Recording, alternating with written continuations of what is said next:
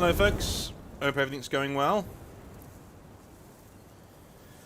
So, with the new channel coming this weekend, the Northern Exile Gaming channel, where we will be doing most of our gaming live streams from now on. If you want to watch me on live stream, by the way, that's the place to do it. And you know what? It might help if I put the in the description. So give me 1 second, and I will put that on there for you. Hope everybody's having a good evening. And everyone's having generally less stress.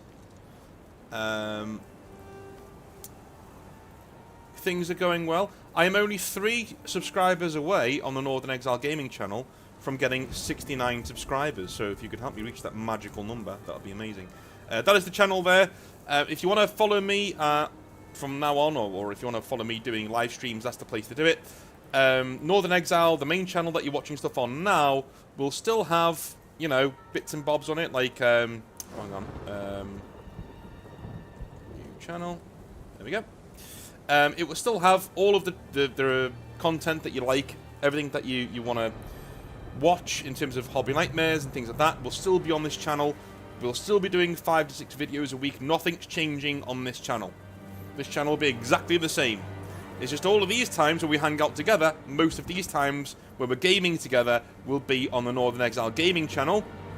And the prize draw ones that we did on Sunday will be taking place on this channel, right? So anything non-gaming, this channel. Anything gaming, Northern Exile Gaming channel. Dead easy to remember, I suppose. Glad you're doing well. Right, let's do some Ghost, shall we? Because, well, there we go. So we have just had some new internet installed, which is very, very, very, very, very quick. But I've noticed some hitching where we've been talking to Steady and Charlie, one of our mods in the Discord, on when I've been playing other games. So I wanted to come on, do a quick test, and we'll have a little look and see whether things are working properly.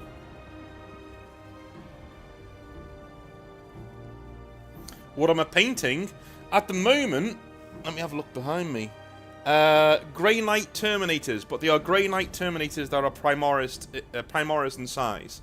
So I've gotten the normal Terminator set, and I've jimmied them up a bit, and I've done some Grey Knight bits on them, and they're now fully Primaris size Grey Knight Terminators. They're huge. They're huge. They dwarf the normal.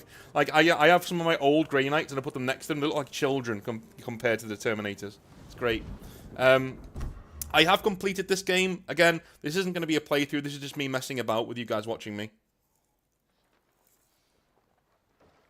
Because there'll be no spoilers, so it's just going to be me wandering around the world and stuff, doing some stabbing. But yeah. Scions. I've heard some of my friends are like not fans of Tempestus Scions, and I don't know why. Could you explain that to me? Are you a guard player? Could you explain to me why there'd be some snobbery around Tempestus Scions? I don't get it. I really like them. I think the whole idea of Tempestus Scions is really cool. So no spoilers, but this is like a little hut you get at the end of the game for Jin to live in, your main character. This has no functionality, so I'm hoping in Ghost 2 that this actually has functionality, that you can actually get your own house or your own thing to do, and it'd be pretty cool. Ghost 2, I was hoping it would be announced this summer. This summer's Game Fest, is it just me? Or was this summer's Game Fest really, really, really lame? Really lame. Like, to me, it was just... There was nothing. Like, Jeff Keighley's announcements were nothing. Just a load of indie games that nobody's interested in. I know, indie gaming's important. I'm not saying it's not. I'm just saying nobody wants to see it on the main show, right? The main show's for big games. If you don't have any big releases to tell me about, don't do a show. You know? That was Friday. Saturday was women in gaming and stuff. Fine, no problem. Diversity and all that. Great, whatever. Sunday was the Xbox Gaming Showcase. The only good showcase of the entire weekend was the Xbox Gaming Showcase. And even then, it only really showed us games that we already knew were coming. The only one I didn't know was coming was Doom Dark Age, which looks really good. But I still knew it was coming. What am I going to say? I still was kind of like, okay, that's it then. Oh, thank you very much, Weeb. Cheers, man. Thank you very much, dude. You're a gentleman and a scholar. What was I going to say? Thank you to Weeb. Yes, I was going to say that. Yeah, so that's like the only big thing that came out. Also, Civilization 7, sorry. We had Sid Meier saying, hey, we're making Civ 7. Bye. And that was it. So, the rest of it was all, Assassin's Creed, Shadows, which, I've ranted to Steady about that on our text chats a few times. Can't be arsed with that, man. Cannot be arsed with Assassin's Creed Shadows. It's just gonna be the same shit we've seen from Ubisoft time and time again. It's just, Assassin's Creed Valhalla, smushy combat, floaty combat, that looks really good if you do it exactly right in the one way the game wants you to do it, but if you don't do it that one way, it doesn't work. Do you know what I mean? I know the trailers look sick, but Valhalla looked sick too. Valhalla looked amazing on trailers, right? Do you know what they showed of Ghost on the trailers in the summer game in E3, the last E3 before the pandemic? Do you know what they showed? Jin riding through the world. That's all they showed. They said, listen, we could show you combat, but we want you to experience it for yourself. Okay? And when they did show combat a few months later, it was like balls to the wall, and you could tell what was going on. But they said, we don't mean to be pretentious, but you need to feel the combat of Ghost to get it. Okay? It's not like Souls. I know it looks like it is, but it's not. It's a lot more slick in fidelity. So yeah, that's just. I just didn't think the Summer Game Show was very good this year. It really wasn't. I was very disappointed. And then we had the Dragon Age, the Dragon Age trailer, which looked like a Fortnite game. And again, the gameplay reveal today for Dragon Age wasn't very good. It was fine. If the Dragon Age trailer the other day was a 2 out of 10, today's was like a 6 out of 10. So it's an improvement, but it's still not good. It's not Dragon Age, not really, right? If a few of you stick around a bit later on, actually, I will show you something else that I'm working on. I'll change the title of the stream then, and I'll show you something else that I'm working on. Should be pretty cool. But this is the kind of content you're gonna get on the new channel, right? This is just me, and there's lots of games that I would love to play, but I've never really found an excuse to play them because I've got so many other things that I need to play. I've got a big backlog. But I thought, what, having a channel like that I'm growing on its own, in its own little thing, would be great. Because it just means that I can play those games. I can tell you now, on Saturday, the first stream we're doing on that channel, we will be playing Metal Gear Solid 3. So, there you go. And that will be a full playthrough. So, that will be a full playthrough. It won't always be on stream, but I will always upload a VOD to that channel. So no matter if it's on stream or off stream, I will always upload a VOD to the channel so you can always see it. Mongols have been here, I think. Cheers, Ed, man. Thank you very much. Would you find a kickstart a Grom the Paunch hack and slash game? I wouldn't just kickstart that. I'd fucking well fund it myself, mate. We need the voice actor from Warhammer 3 as well, or Warhammer 2.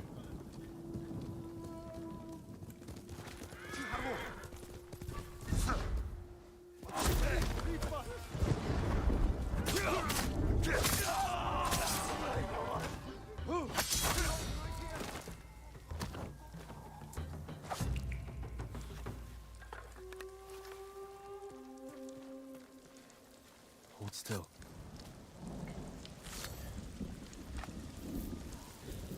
I prayed for this. Go. Be well. Please, token of my gratitude. Ed says, fun fact, in my 20 plus years of the hobby, I've never painted any Marines or played Marines. Doesn't interest me. More into God than every man's and the every man side of 40k. A lot of people are, man. A lot of people are, like, and I don't blame them. I really don't blame them. I just don't. I think the Guard are very tempting. The only thing about the Guard I don't like is the amount of faces you have to paint. It turns me off. I liked helmets. Helmets are my thing. They're my jam. I don't like painting faces. And I think, in all honesty, the way Games Workshop model faces isn't really for me. They look like they're all like... Come and fight. They all look like they're plasticine men. But anyway. Get out the way, horse. Jesus.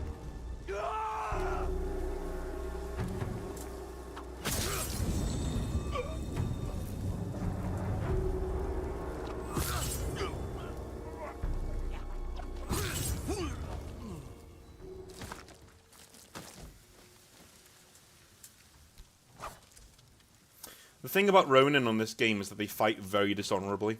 The Mongols have more honor than the Ronin, I'm telling you. The Mongols will fight you mano a mano. What do you think of the Rogue Trader game? Brilliant. And that's another game I would like to play on stream. But it's one of those hard mode games. By hard mode, I don't mean the game is hard. I mean, the game's so long. The game's so long that I'm going to be there for, you know, 10, 15, 20 streams to complete it. Do you know what I mean? At least to do it justice as I'd want to do it. So that's going to be a game that I'm going to do further on down the line. I'm doing Metal Gear Solid 3 because it's a mid-range game that I love playing. I loved it when I was a kid. I've played it a few times since, and it's one of my top games of all time. And I love the story. I can't wait to go back, and I'm really chomping at the bit to go back and play it. So that's why I'm doing that one first. I'm thinking after that we'll do like a casual few streams. So I'll probably play through Hitman. So 1, 2, and 3, the modern ones. Am I there already? Oh, I am. The modern ones, and I will go from there. Essentially, we'll. I'll probably do votes. I'll probably like let people vote. Let you guys vote on what you want to. That poor woman. On what you want to do. What you want me to do.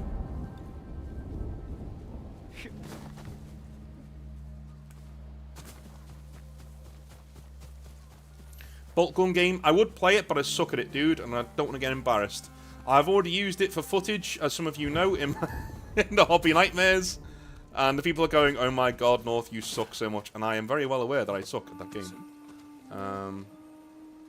FPSs aren't my jam. Well, FPSs, I'm really good. It's odd. I'm quite good at Call of Duty.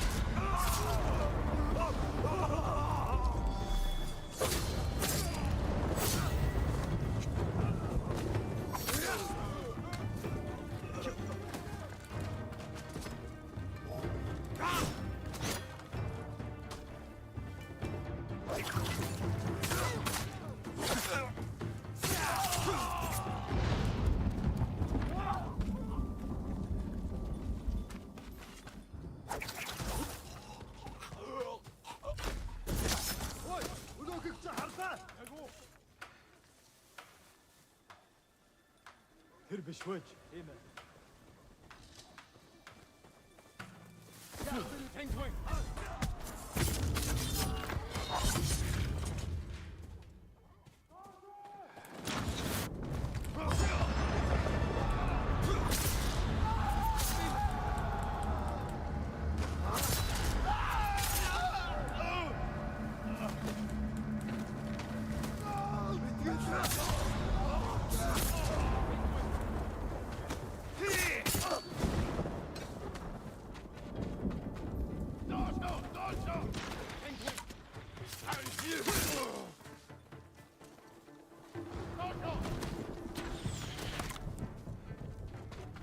Where is he? This motherfucker.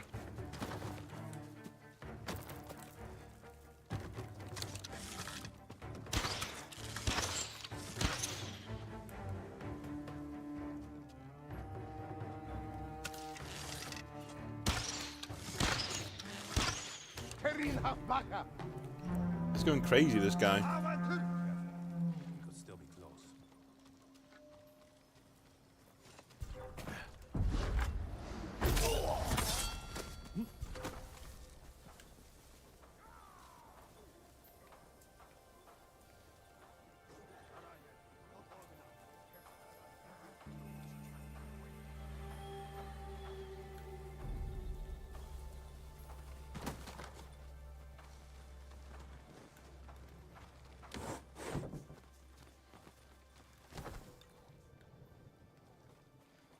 If I've gone quiet, it's literally because I'm concentrating. Sorry, guys.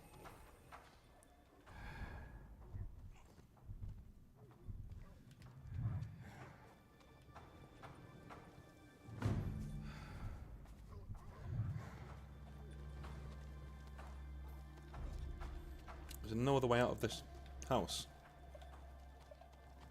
God damn it. What?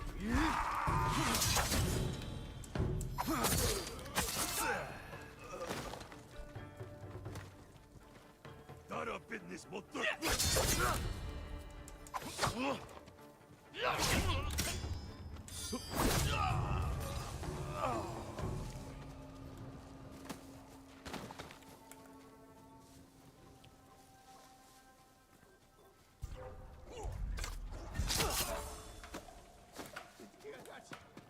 I love how now that it's a great game the way that your legend grows, in that the Mongols start to like just get terrified of even the chance that you're around, you know. Like if they see somebody acting like the ghost, like you, they're just terrified.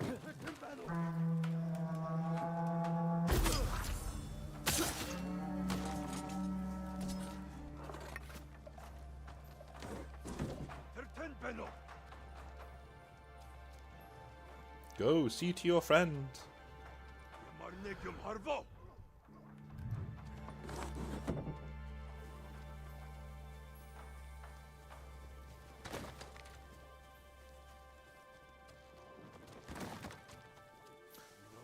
So I said to my friend Steady the other day, right?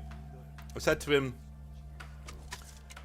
it's kind of like tone deaf of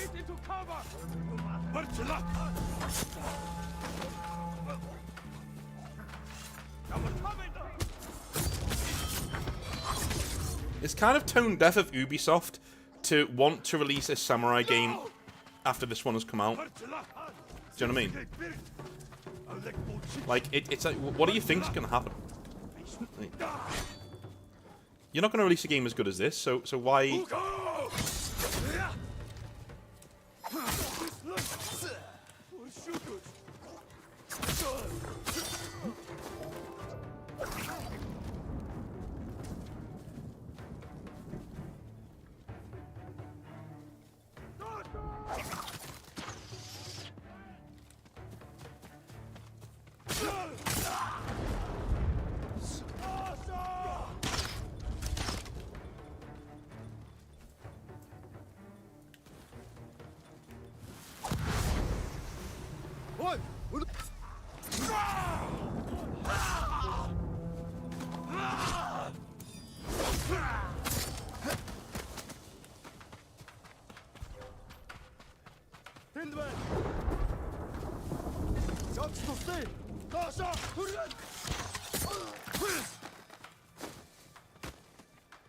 Where's the last one at? Motherfucker.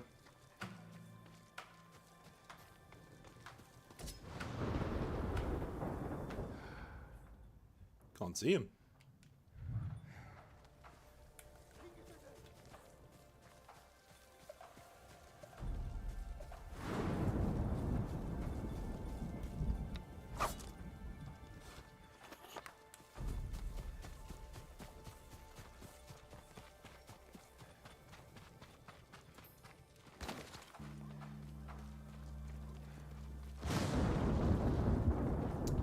goodies.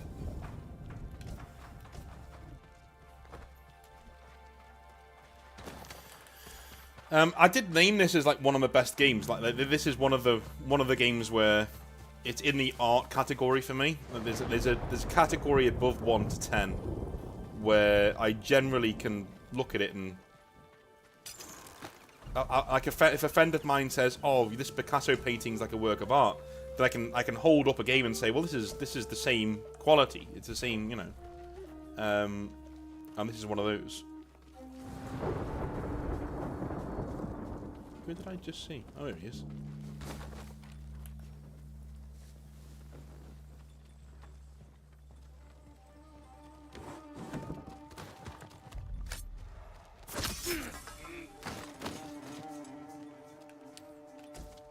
So you can even level that up. So the way he kills them at the start of the game, it's brutal, but it's also quite clumsy the way that he kills in the guards and stuff. If you level it up though, it goes as quick as that. Like you literally just go down and one stab, that's it. They're down.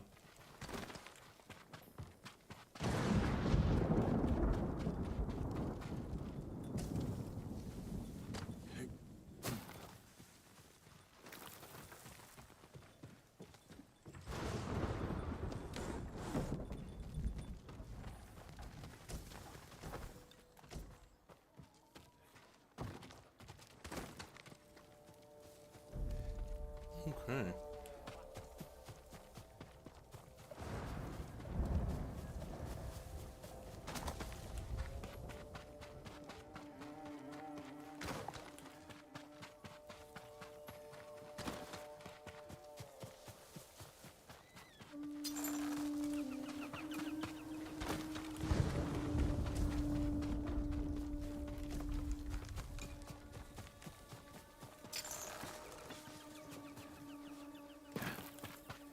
Where's this last banner I need to get?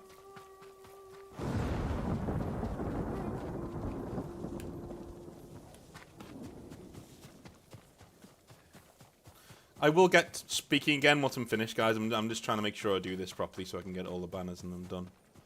I can... Happy with the way the stream's looking though. It's looking like it's not dropping any frames, which is good. Excellent stuff.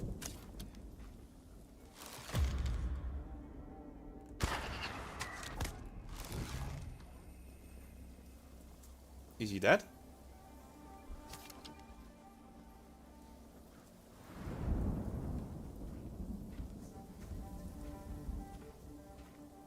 I guess he is.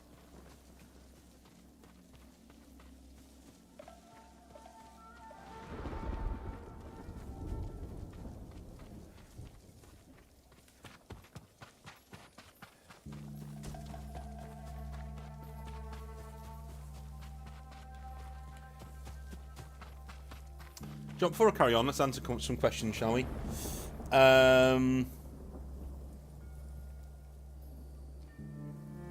Did you romance the Navigator and Rogue Trader? It's kind of hard not to romance the Navigator and Rogue Trader. Like, it just happens, you know? It just sort of happens. Yeah.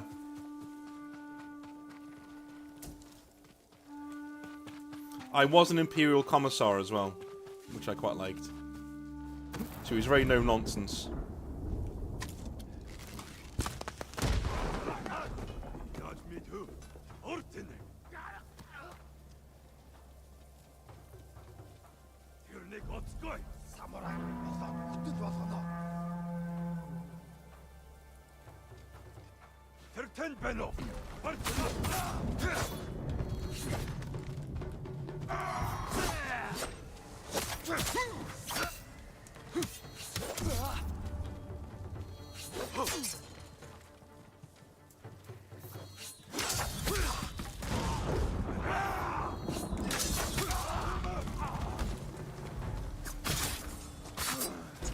I think you're going, boy.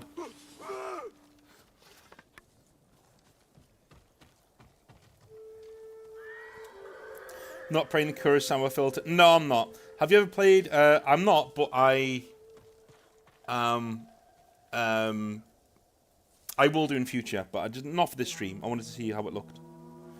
Have you ever played Tarkov? I have played Tarkov. I am a filthy casual, and as much as I like Tarkov's gunplay, there are certain quality of life things that I just couldn't live without. And in the end, I couldn't get past with Tarkov. The main one was the map. I'm sorry, but a private military contractor in a place like that would have a map of his surroundings and would know where things are, right? You would literally have a GPS locator on your map and you would know where things are. Who will face me first? So, you know, and the fact it didn't give you that was just, to me,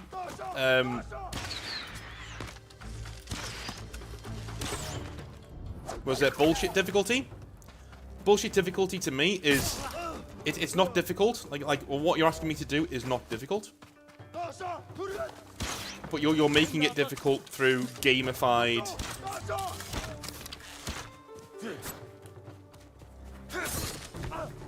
You're making it difficult through gamified means. You know what I mean? It's very gamey the way you're making it. Like landing a ship in Elite Dangerous shouldn't take me 20 buttons to press to get my ship to land. Okay, and the people who say to you, "Well, hang on a minute, you know, it's realistic that it does that." Well, have you ever piloted a interstellar ship, moron? No, I don't think you have. So, you know, that's what I mean by gamey difficulty.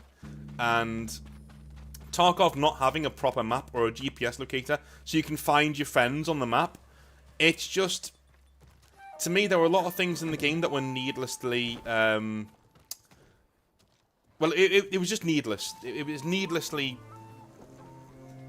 getting in the way of the fun. Do you know what I mean? I'm okay with something being difficult. I'm not okay with something being tedious. And I felt that a lot of Tarkov was quite tedious. You know.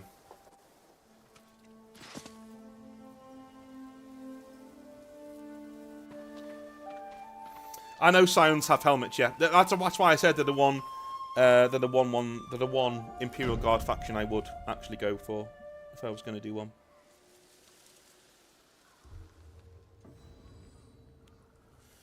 What are you up to today, Azrael?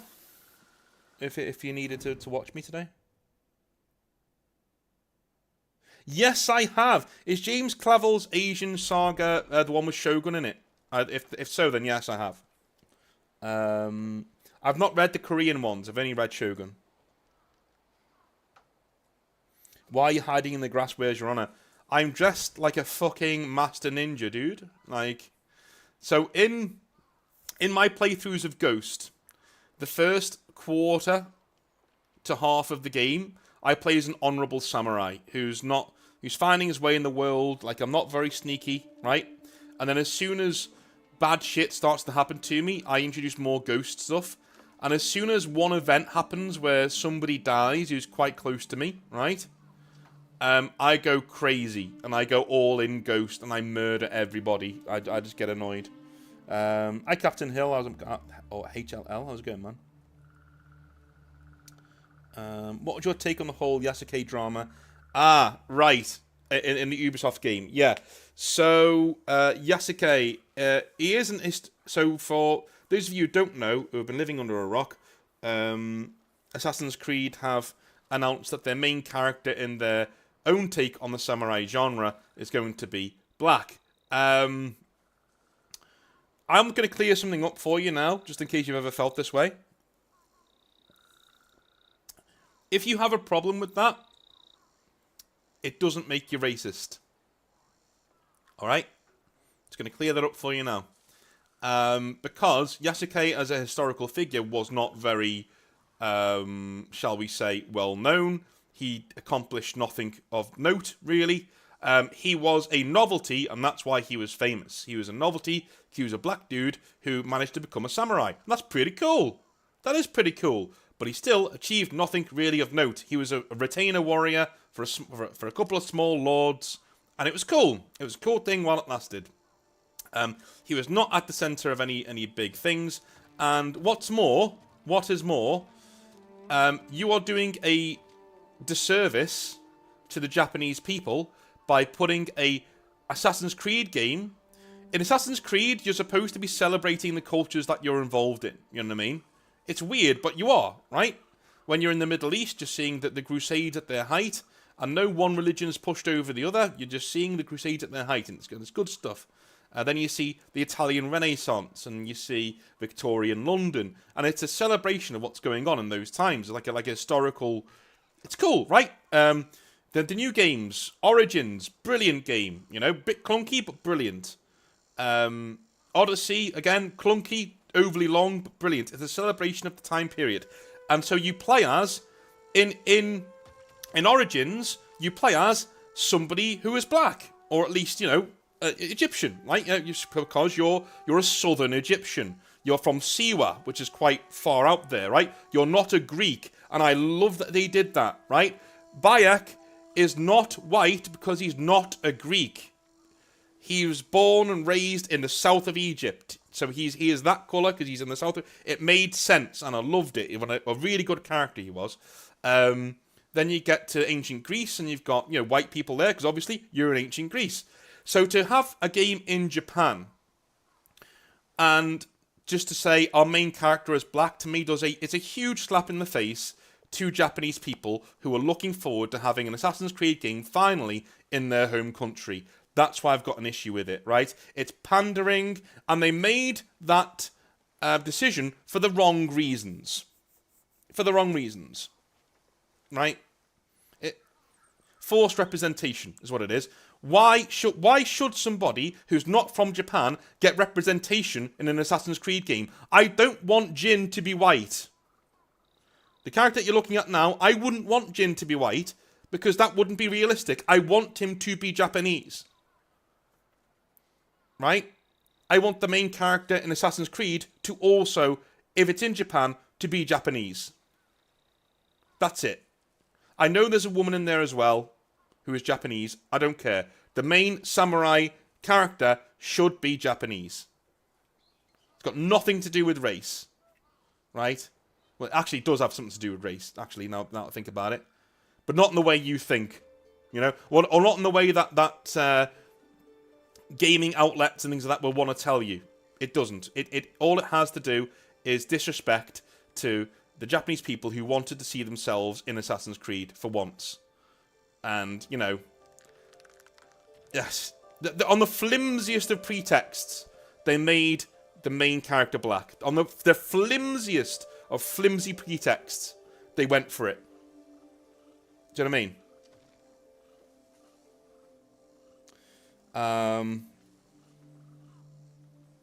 Yeah, Oda Nobunaga is not a small lord. I get you.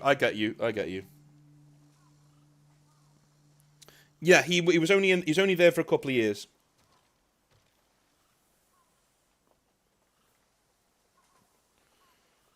It's way on the nose. Like, having a black samurai is way on the nose. And you know what they're doing. They think you're stupid.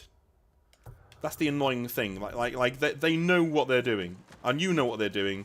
But they treat you like you're an idiot. And it's not nice. It generally does my head in.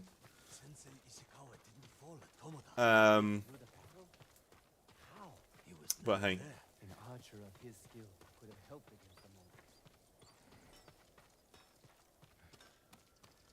I'm curious to pair an image of how you look with your voice after listening to so many of your videos. You'll be disappointed, man. Although my mother says not. My mother thinks I'm the most handsome man who's ever walked the face of the earth, but that's your mother for you. You know what I mean? She's almost paid to say that by the universe. Then again, my missus thinks that as well. But again, it's kind of a job. You know. Ah, isn't that nice?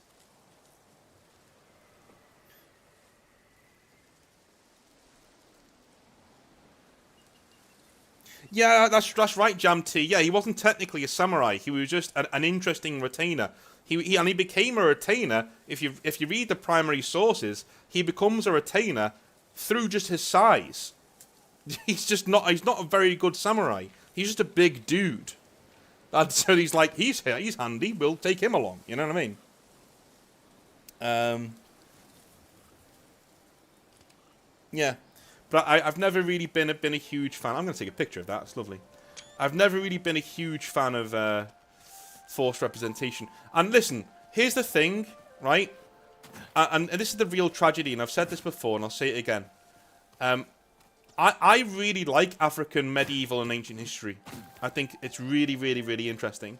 When you see empires like the Empire of Ghana, you know, the start of Nigeria, Mali, you know, all these different empires that happened in sub-Saharan Africa that are really interesting to learn about. And even if you did an Assassin's Creed game there, that'd be pretty cool. And I'd buy that. I'd buy the shit out of it. That'd be really cool. But, like, if you did that Assassin's Creed game and you made the main character white, I'd be really pissed off. I feel like this is a game based in sub-Saharan Africa. You can't do that. You literally... Well, you can, but you shouldn't. You should not do that. You know? And I'd buy it, and it'd be pretty cool. So why is it not the same the other way around? Why can't we, you know... I just don't get it. And the actual gameplay, beyond that, the actual gameplay, like, again, my friend Steady was talking about he really liked the gameplay and he thought it looked really good. And I had to say, look, man, I don't trust Ubisoft. Every game they bring out looks like this on the trailer. But you can tell the combat is sort of, you know, it's like, it's Take 56, do you know what I mean? They've just done Take 56. And it's taken 56 takes to get that really cool shot of the samurai falling down right in the right place to kill that guard, so it looks cool, right? Whereas in Ghost, that's every combat you go into is that cool, you know?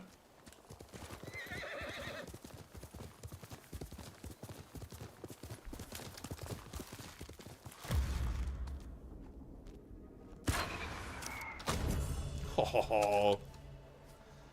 You Mongols aren't the only ones who can fire from horseback.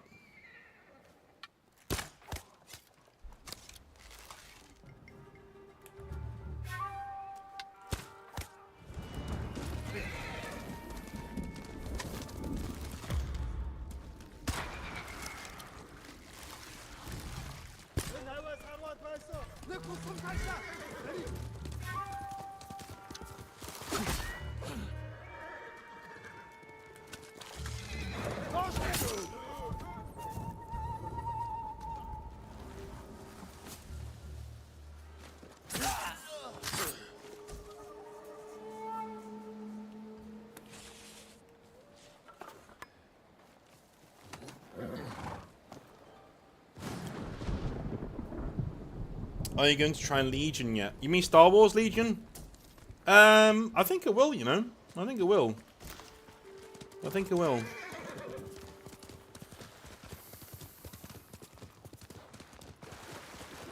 Imperial all the way as well. We don't do Rebel scum around here.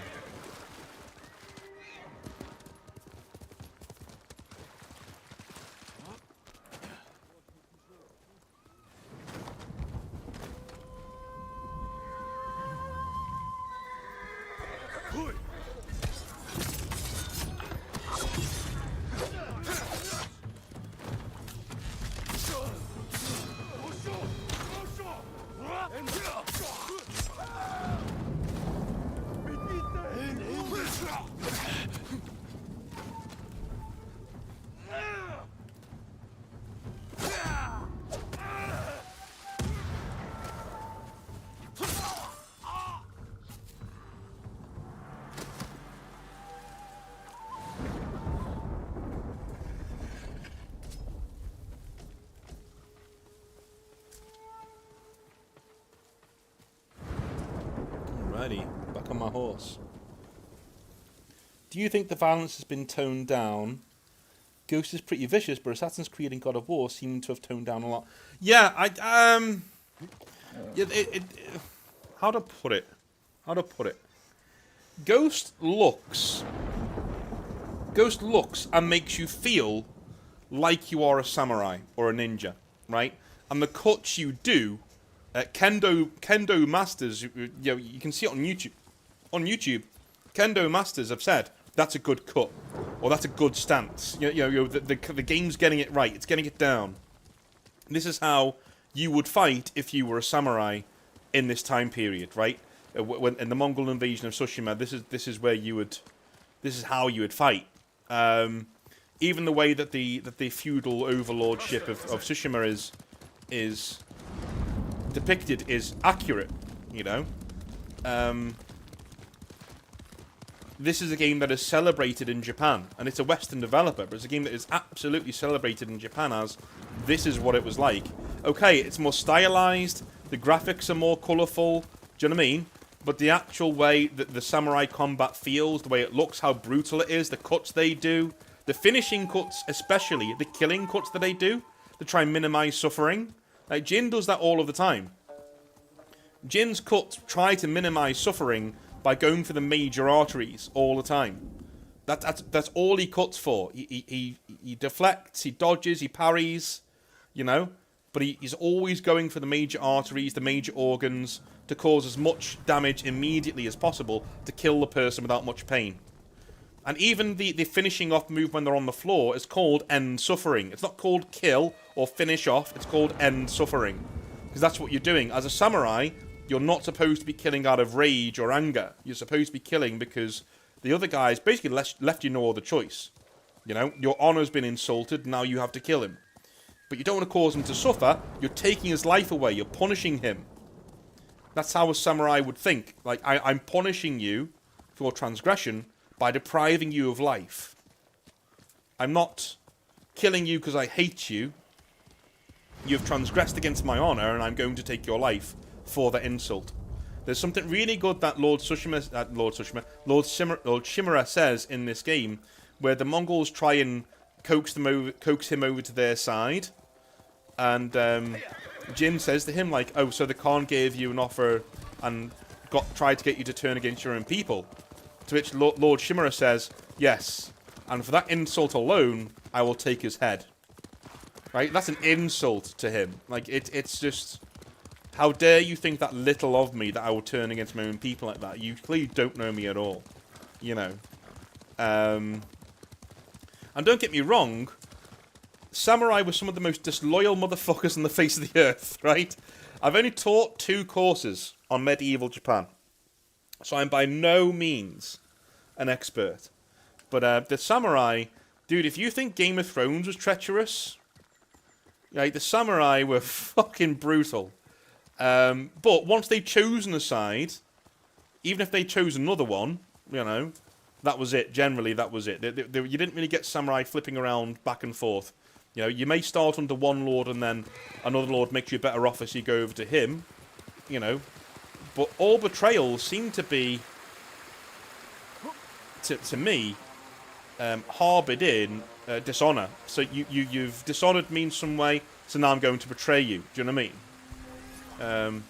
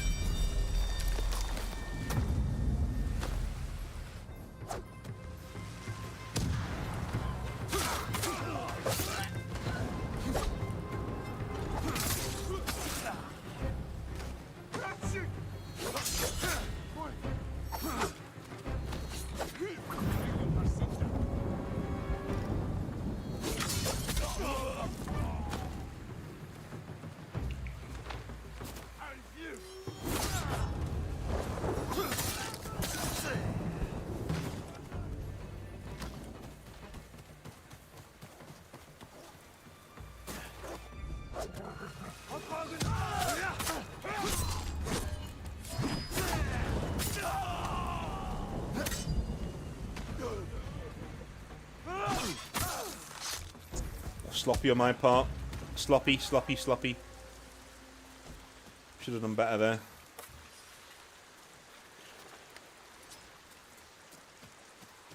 One thing I love about this game is that it rewards you for getting better. In Dark Souls, quite a lot of the time, when I'm playing Elden Ring, for instance, I feel like a lot of my wins are either because I'm a higher level now, and my numbers have gone up sufficiently that I win, or that I just spam the buttons at the right time, in the right combination to beat the guy when it was really close. Whereas I feel like with Ghost, my skills are getting better, and so I'm clearing encampments that were really hard initially. And now I'm clearing them, not because my levels have gone up, but because my skills have gotten better. Which I like. I have more toys to play with, sure, but they don't just win you the battle straight away. You know, there's no one-size-fits-all win tactic in Ghost. You know. In other words, it's a bloody good game. And one of my top 10 of all time. Maybe top 5, if we're looking at it that way. There we go.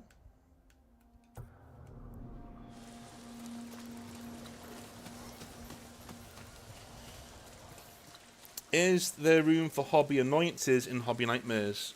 Yeah, I mean, yeah, I'll read anything you send to me as long as it's not nonsense.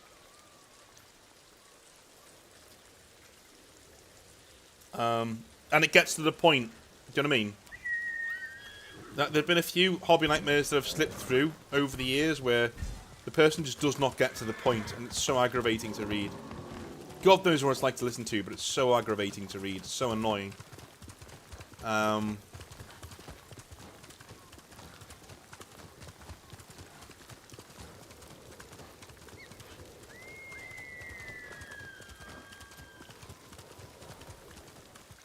Cheers, Jazzcore Crew.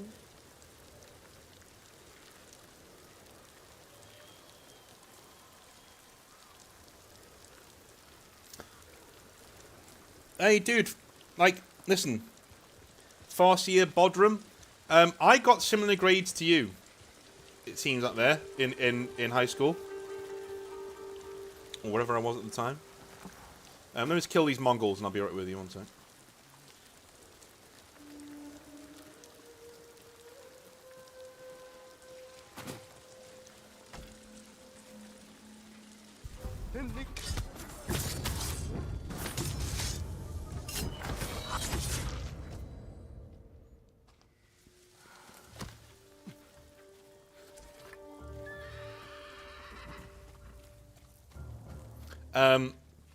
I got similar grades to you, man. I'll be honest with you. Listen, if anyone tells you that you have to go to university to succeed in life, give them a slap in the face from me, because you don't.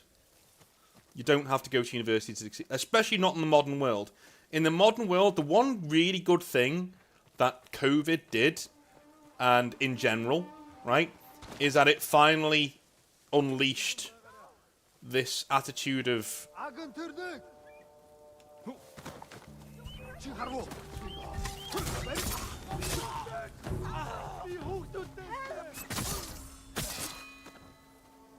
it finally unleashed this attitude of, you know, you must have a 9-to-5 job, you must do this, you must do that. Now, those restraints aren't really placed on you as a person, which is awesome, right?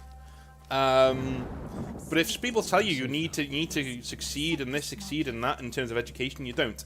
If you've got a passion and you're good at something, you can monetize that. You can do well. And because of the internet, you can do really well. You know.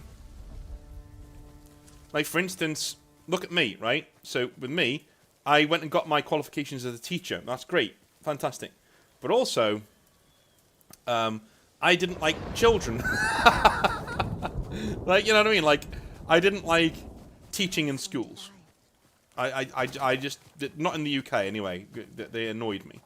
So I thought, well, that's a wasted time. You know, I got this degree for nothing.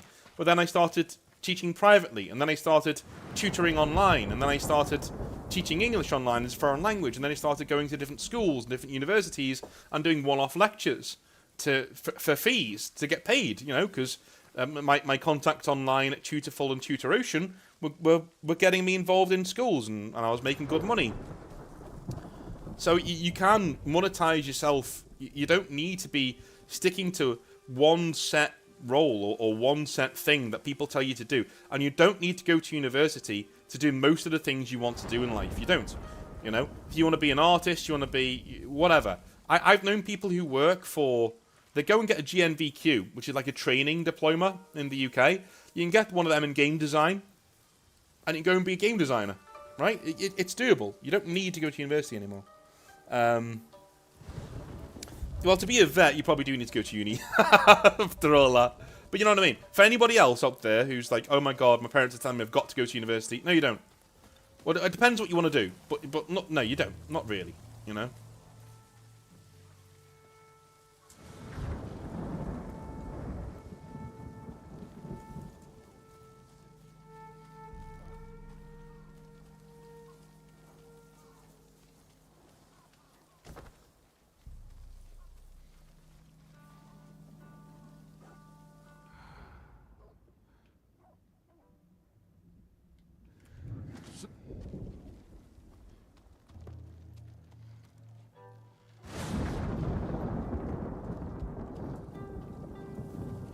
I'm going to work my way outwards in, I think.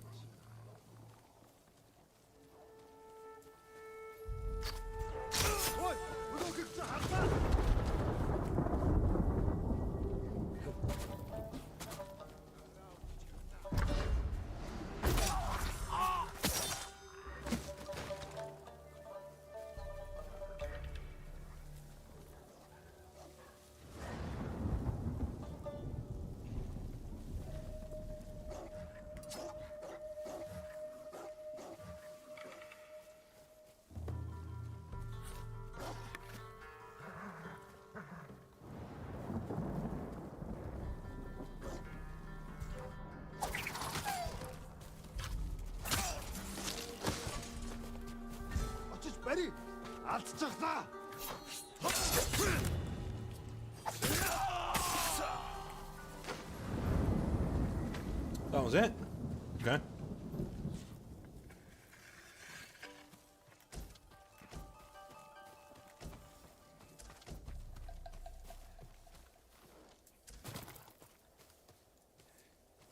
No one likes other people's children. That's true. That's true. I will say, and I said this before, like, US children tend to be a lot more well-behaved. And US people tell me, like, are you crazy? No, it's true. Like, where I was, I don't know whether it's because I was English and I was a novelty. So they sort of, you know... I thought the game said that...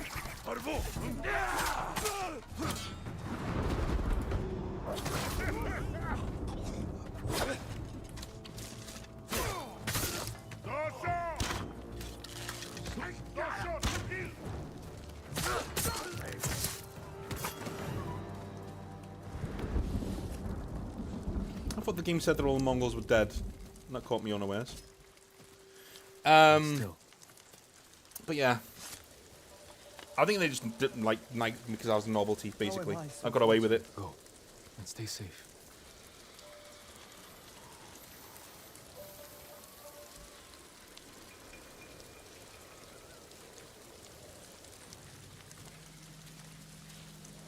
Thoughts on the Shark TV series? To be honest with you, I really like them as long as I turn my brain off as a historian. I love them. I think they're great. I really do. I think they're fantastic.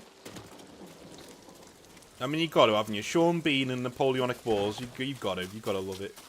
My mum loves them for different reasons, but also for Sean Bean and the Napoleonic Wars.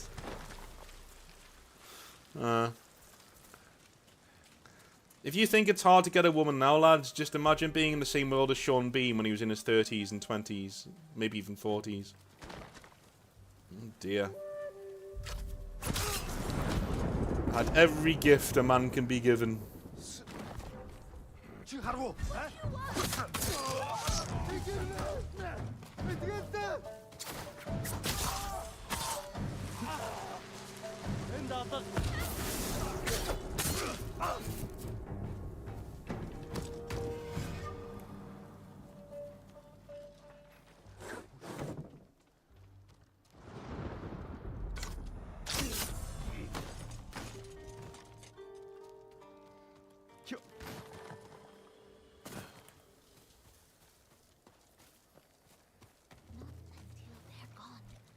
Maybe not until they're gone.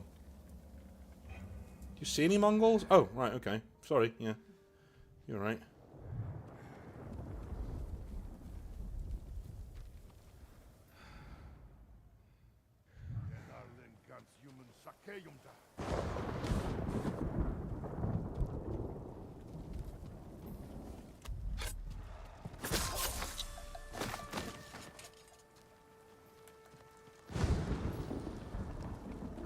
Oh, what's that?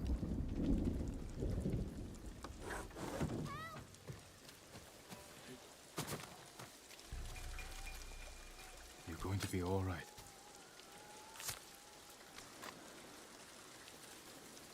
This is a miracle. Find somewhere safe. Be careful.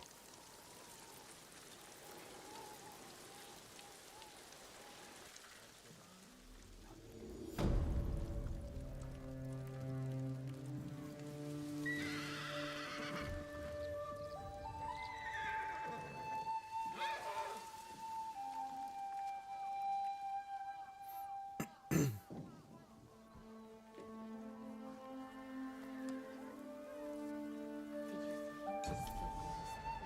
untied me. Come on, tell me more. The way he fought. It wasn't like any samurai I've seen. What's so different about him? Everything. He fights as if the kami guide his every move. I can't do it. I can't kill someone.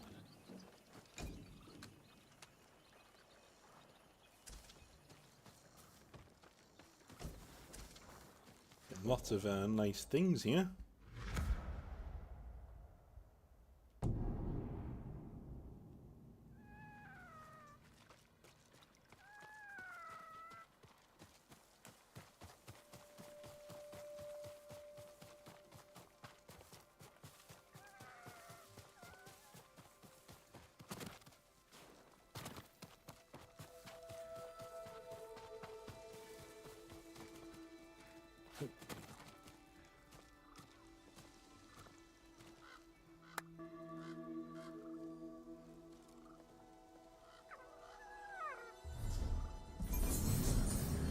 Hey.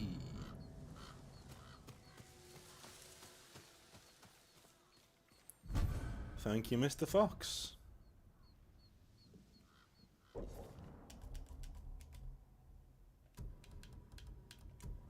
Right.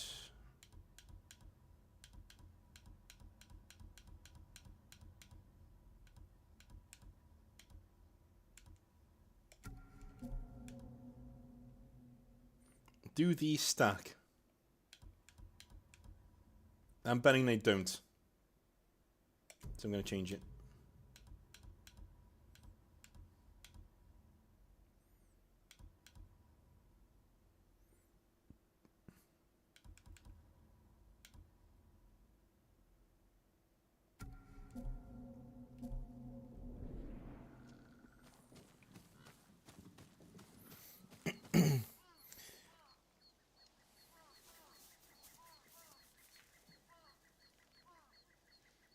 Oh, cheers, Vince. Yeah, it basically is. I'm not gonna lie, like, there are some times when, there are some days when I really struggle, like, you know. Recently, I've not told anybody this yet, because I just keep it to myself when we struggle on the channel and stuff, but, not because it's negative to my mental health, even though it is, but it's a business thing, and it's not really for you guys to worry about, but, randomly, YouTube will sometimes just not demonetize one of my videos, but it will make them ineligible for most ads. Do you know what I mean? Which isn't great, because that means that, you know, they're not going to make any money. And this wouldn't be a problem if I could know what was causing it, but I don't. It happens on random videos, and on some of the videos that I see it happen on, it's literally a video that's really mundane. There's no copyright infringement in it. There's nothing going on. It's all good, and it still flags it. So, there are days like that where I'm like, oh, do you know what? I could do without this, because it is really stressful to see that logo come up of you know, restricted ad revenue, because then you're like, well, that's... When you think about it, and I've said this before, this used to be like none of my income. Like, my income was not YouTube. You know, it was mainly through teaching and things like that. As time has gone on and I've dedicated more and more time to YouTube, it's become like half of my income. You know, like half my income is YouTube and half my income is teaching. So if somebody is starting to affect and essentially threaten half of your income, that's a stressor. That's a hell of a stressor.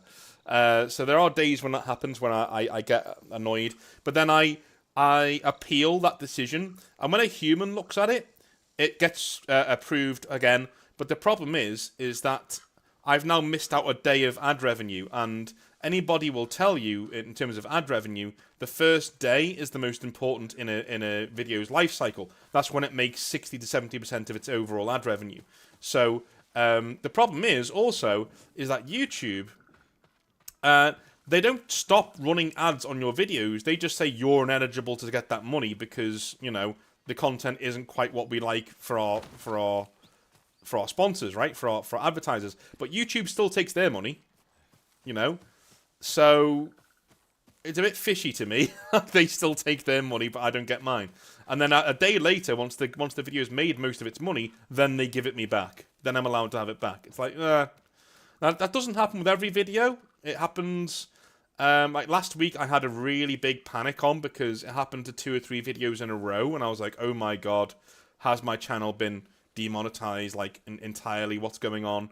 But I re-uploaded those with different audio, and I did a few from the office because if you're wondering why that was such a big thing last week with the audio, that's because I was in the office because I was scrambling to try and record more to test whether YouTube was going to flag them for infringements that didn't exist.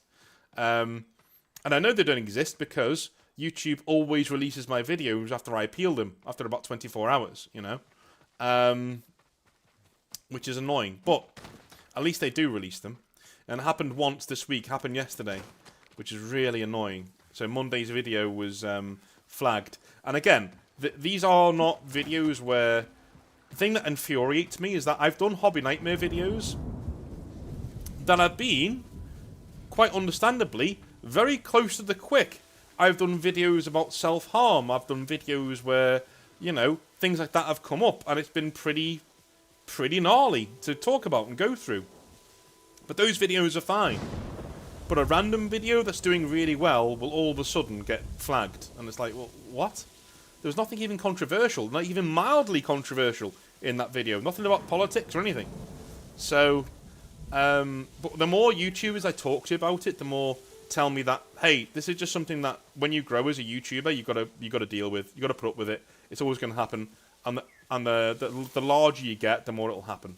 You know, it's just going to happen. Which is bullshit, but it is what it is.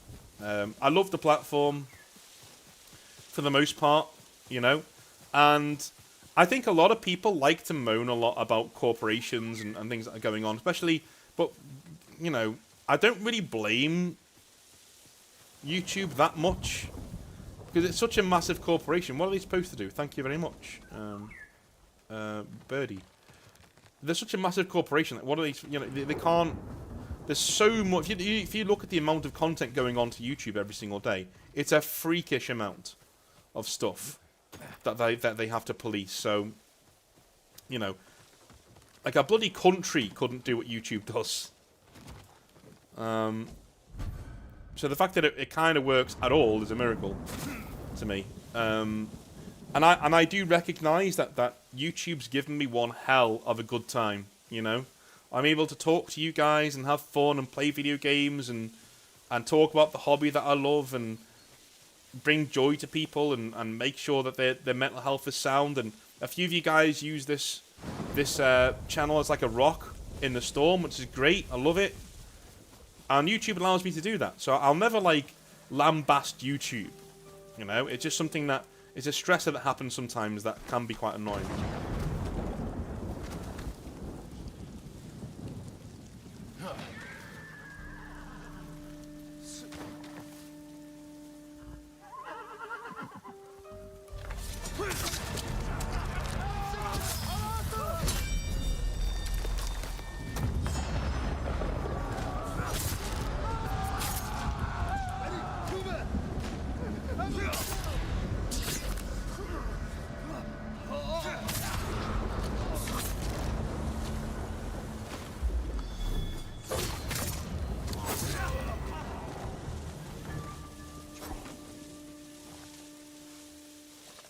Thought I'd give you some eye candy there.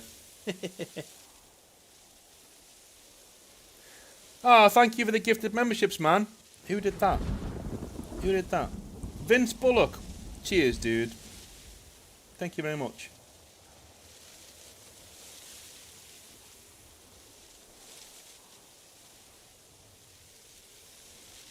Exactly, Vince. No, you hit the nail on the head. It's an automated system, and as soon as a human gets involved, they immediately give me my video back, which makes me think it's, you'd like to think in conspiracy theories. I mean, I do. I love it, like putting things together. But at the end of the day, it's not that. Do you know? It's just a big automated system run by a corporation that's trying to, that's trying to do something that a country, the UK, could not run YouTube. That's an entire country. The UK government could not run YouTube. It's too big. It is too big. Do you know what I'm saying? So, how else would I think about that? How am I going to do this? That'll do.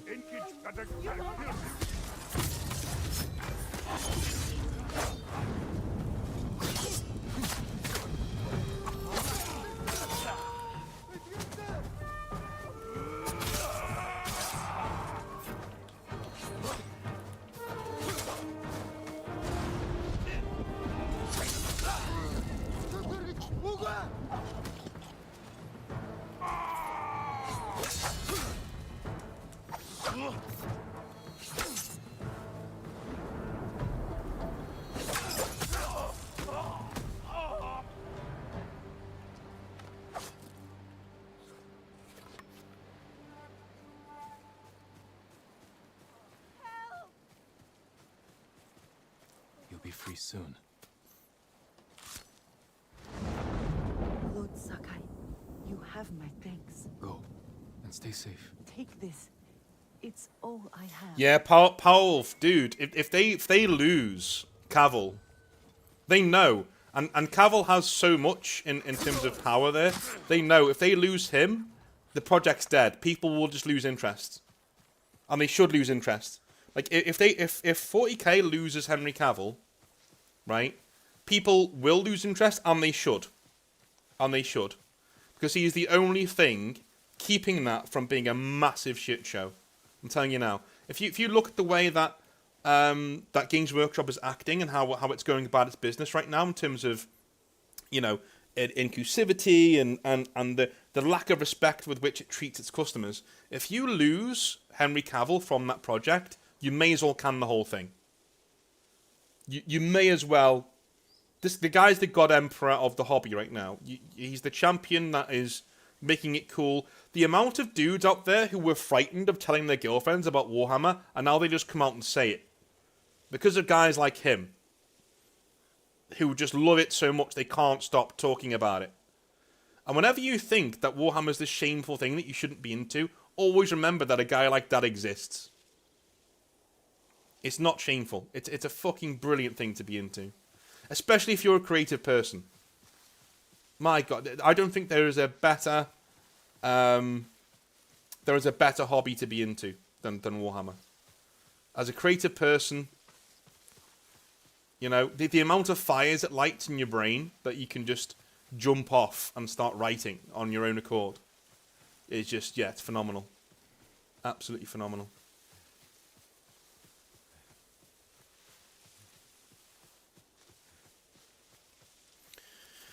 I don't know if he'd side with Arch. I don't know if he'd go that far. But yeah. Arch does have some interesting takes. The thing with Arch is that, about 7 out of 10 of his takes I agree with. And I think a lot of his fan base is exactly the same. I don't think there would be many people who would agree with every single one of his takes. Do you know what I mean?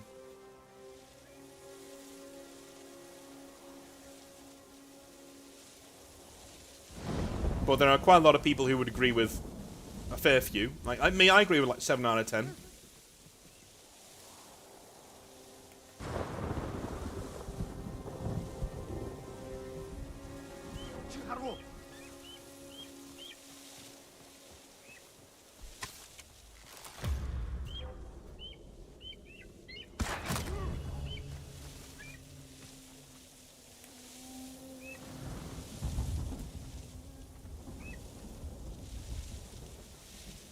Wish I had a falcon like that. That'd be cool.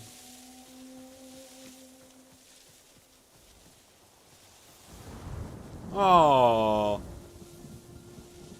He goes and sits on his owner's body if you kill him. And then just flies off.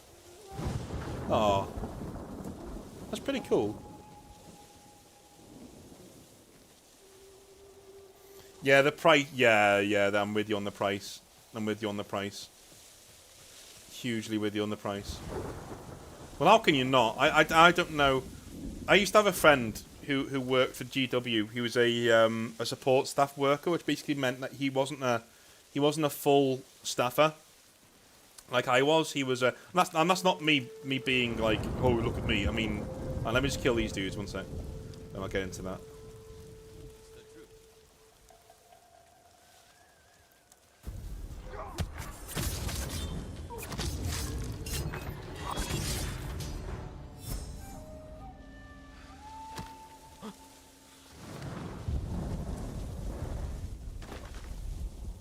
Is there another guy around here? No. Yeah, and he was really into the Games Workshop, like he was drinking the Kool-Aid, you know, he really was. And when he started defending their prices, that's when I sort of was like, okay, you've gone too far there. That is the one thing about Games Workshop that even a manager should not back the company up on. You know? You shouldn't. Like, at the end of the day, my integrity as a manager meant I lost customers. So I'd say to them, you could get this here, but I wouldn't. I'd go and get it at the shop down the road where you can get it for 20% off. Because why wouldn't I say that?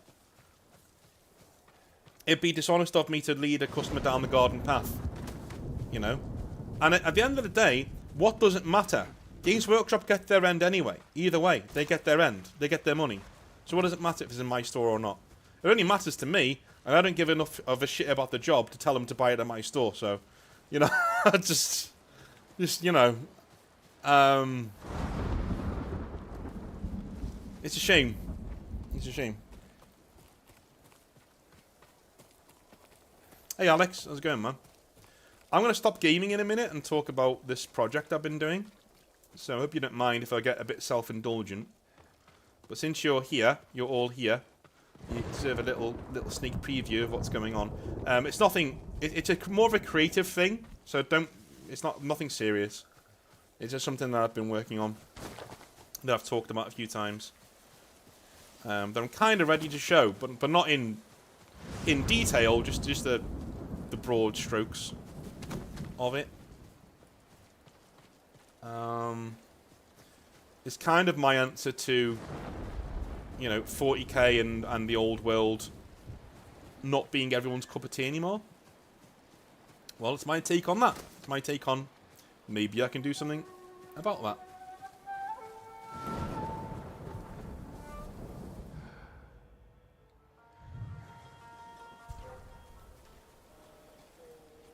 Noise.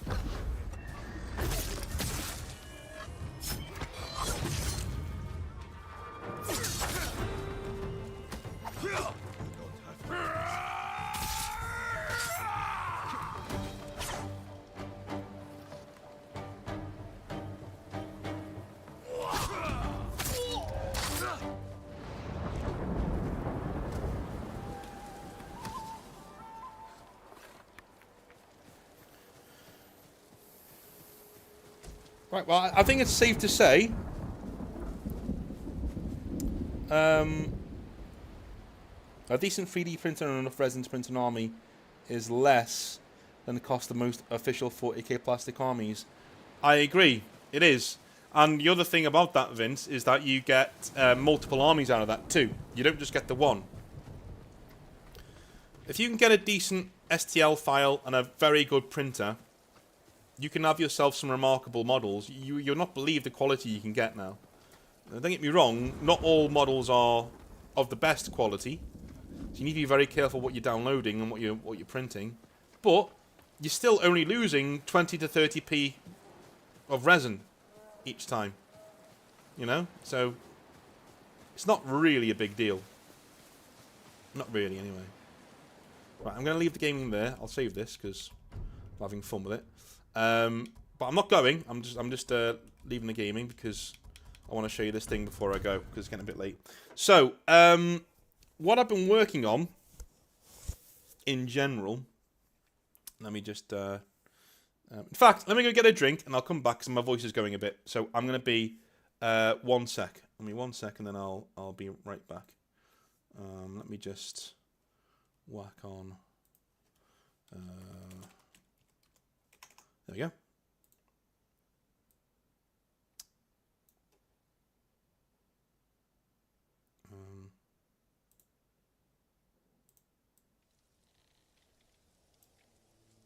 Right, back in a mo.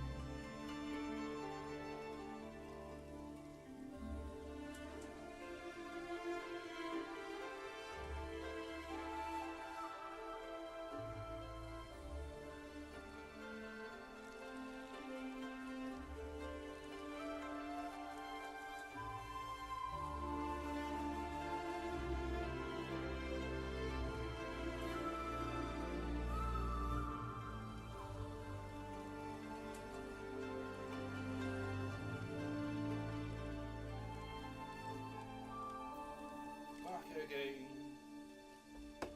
Hopefully you can hear me. There we go. How is everyone? Back again. Right, so the project I've been talking about in general. Let me whack something on the background that's not just the logo. There we go.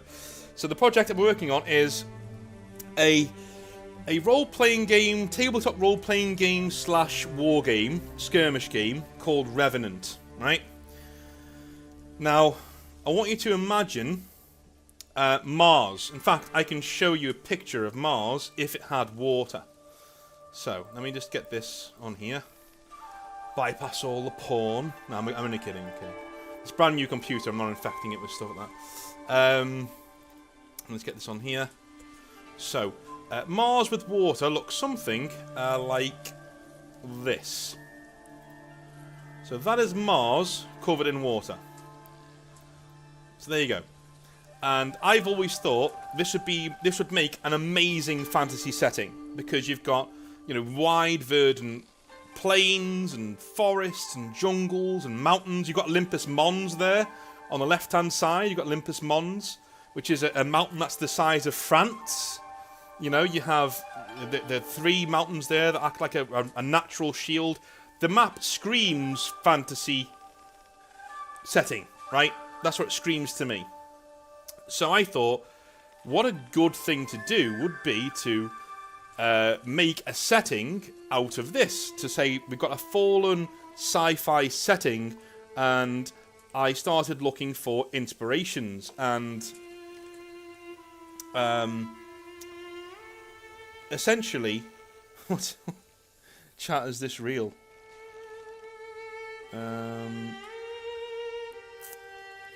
Is it really him? I don't know what's going on here.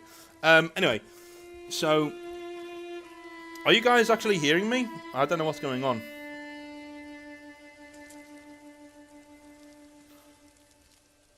Oh, CMJ, there's going to be a new channel, man. Not on new channel as in I'm not doing this anymore on Northern Exile. Northern Exile's staying here, right?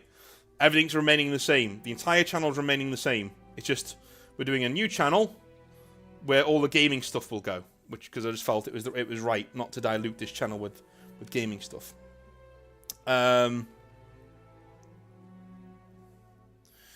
So this setting essentially takes place. So the Earth has an empire that goes throughout the stars, right? And we suffer a mighty apocalypse that sends us all back to square one, essentially. And that apocalypse is in the form of things called cold ones. And cold ones are essentially something that arrived in the Milky Way or the solar system on asteroids, and they are all essentially carnivorous mechs. So they are these massive, gargantuan, sapient life-eating machines. They are literally civilization killers. They're designed to murder and consume civilizations and then move on to the next thing. Think of a mix between the Reapers from Mass Effect and the Tyranids from 40k and the Terminators. Think of all those things mixed together into an unholy soup, and you've got what the Cold Ones are, right? That's where we are. They essentially annihilate humanity. They almost wipe the slate clean, and they move on, okay? And what's left of Mars is called the Crimson World, and it's a half terraformed Mars. So we were halfway through the process of terraforming it and making sure it was all nice and lovely. And eventually, you know, different empires and people start rising up because we can't really use technology. The reason why the Cold Ones are so good at annihilating sci-fi level civilizations is because they shut down all electronical current. They just shut it down. You can't use it, right? And even if you use steam technology, that pisses them off too, and they come back and try and eat that too. So we're basically in a hard lock sci-fi influenced but medieval fantasy setting, right? And the world of the Crimson World is filled with science experiments that the Elders did. The Elders in this setting are humanity that fell, you know, the old ones, the Elders. They fell under the Cold Ones. And they're essentially... they've left lots of wicked science experiments across the place. They've got these things called void spires that are dotted around, and they're these huge spires, that they're huge towers, the monolithic towers that go way into the atmosphere, and they essentially regulate the atmosphere. They regulate all of the weather patterns, but they're malfunctioning, so we get really weird weather patterns, you know, almost magical storms, things like that occurring on our setting, right? That's us going into it. That's the setting set up. So there we go. That is the setup of what the setting is. Okay? Now, It doesn't stay that way. We have kingdoms that rise, we have empires that rise. There's one empire that rises and starts to develop technology again, right? And the Cold Ones again come back and almost wipe out humanity a second time. Just as a reminder, we don't do technology. If we do, bad shit happens. So we've got a few interesting things going on here, in that we have technology is still a thing in our setting. It still is. But it's treated as this incredibly precious thing that, you know, could disappear at any time. You know, we can no longer make new technology because it'll be, you know, it'll call the Cold Ones down on us yet again. You know, most of the Cold Ones live underneath the ground now. They burrow down deep into the earth of the Crimson World where it's nice and cold, right? And they come back up when it's time to feast again. And the way that they know it's time to feast again is when people start making technology. And when people start doing that, that's when they come up. So essentially it's a hard lock on our advancement, you know. So here we go. Here's where 40k comes in. This world, if you want to know what it's like on the ground, it's kind of like Caliban. Before Caliban went away. So it's filled with these wicked science experiment monsters roaming around the place, you know. All things that have been warped by technology gone wrong, wandering around. We have, you know, armies of people marching around trying to unite the world and seize their destiny as the ones who take humanity back into the stars, right? Every kingdom on this world is trying to get back to that place where we can go back into the stars and reclaim our empire again. But again, there's that hard lock on technology. So if you want to know what a knight looks like in this setting, I can show you. In fact, I've ripped it straight from one of the concept arts for a Calibanite knight, because I couldn't think of a better way to do it. That is technically what a knight looks like on this world. So as you can see, he has feudal armor on, right?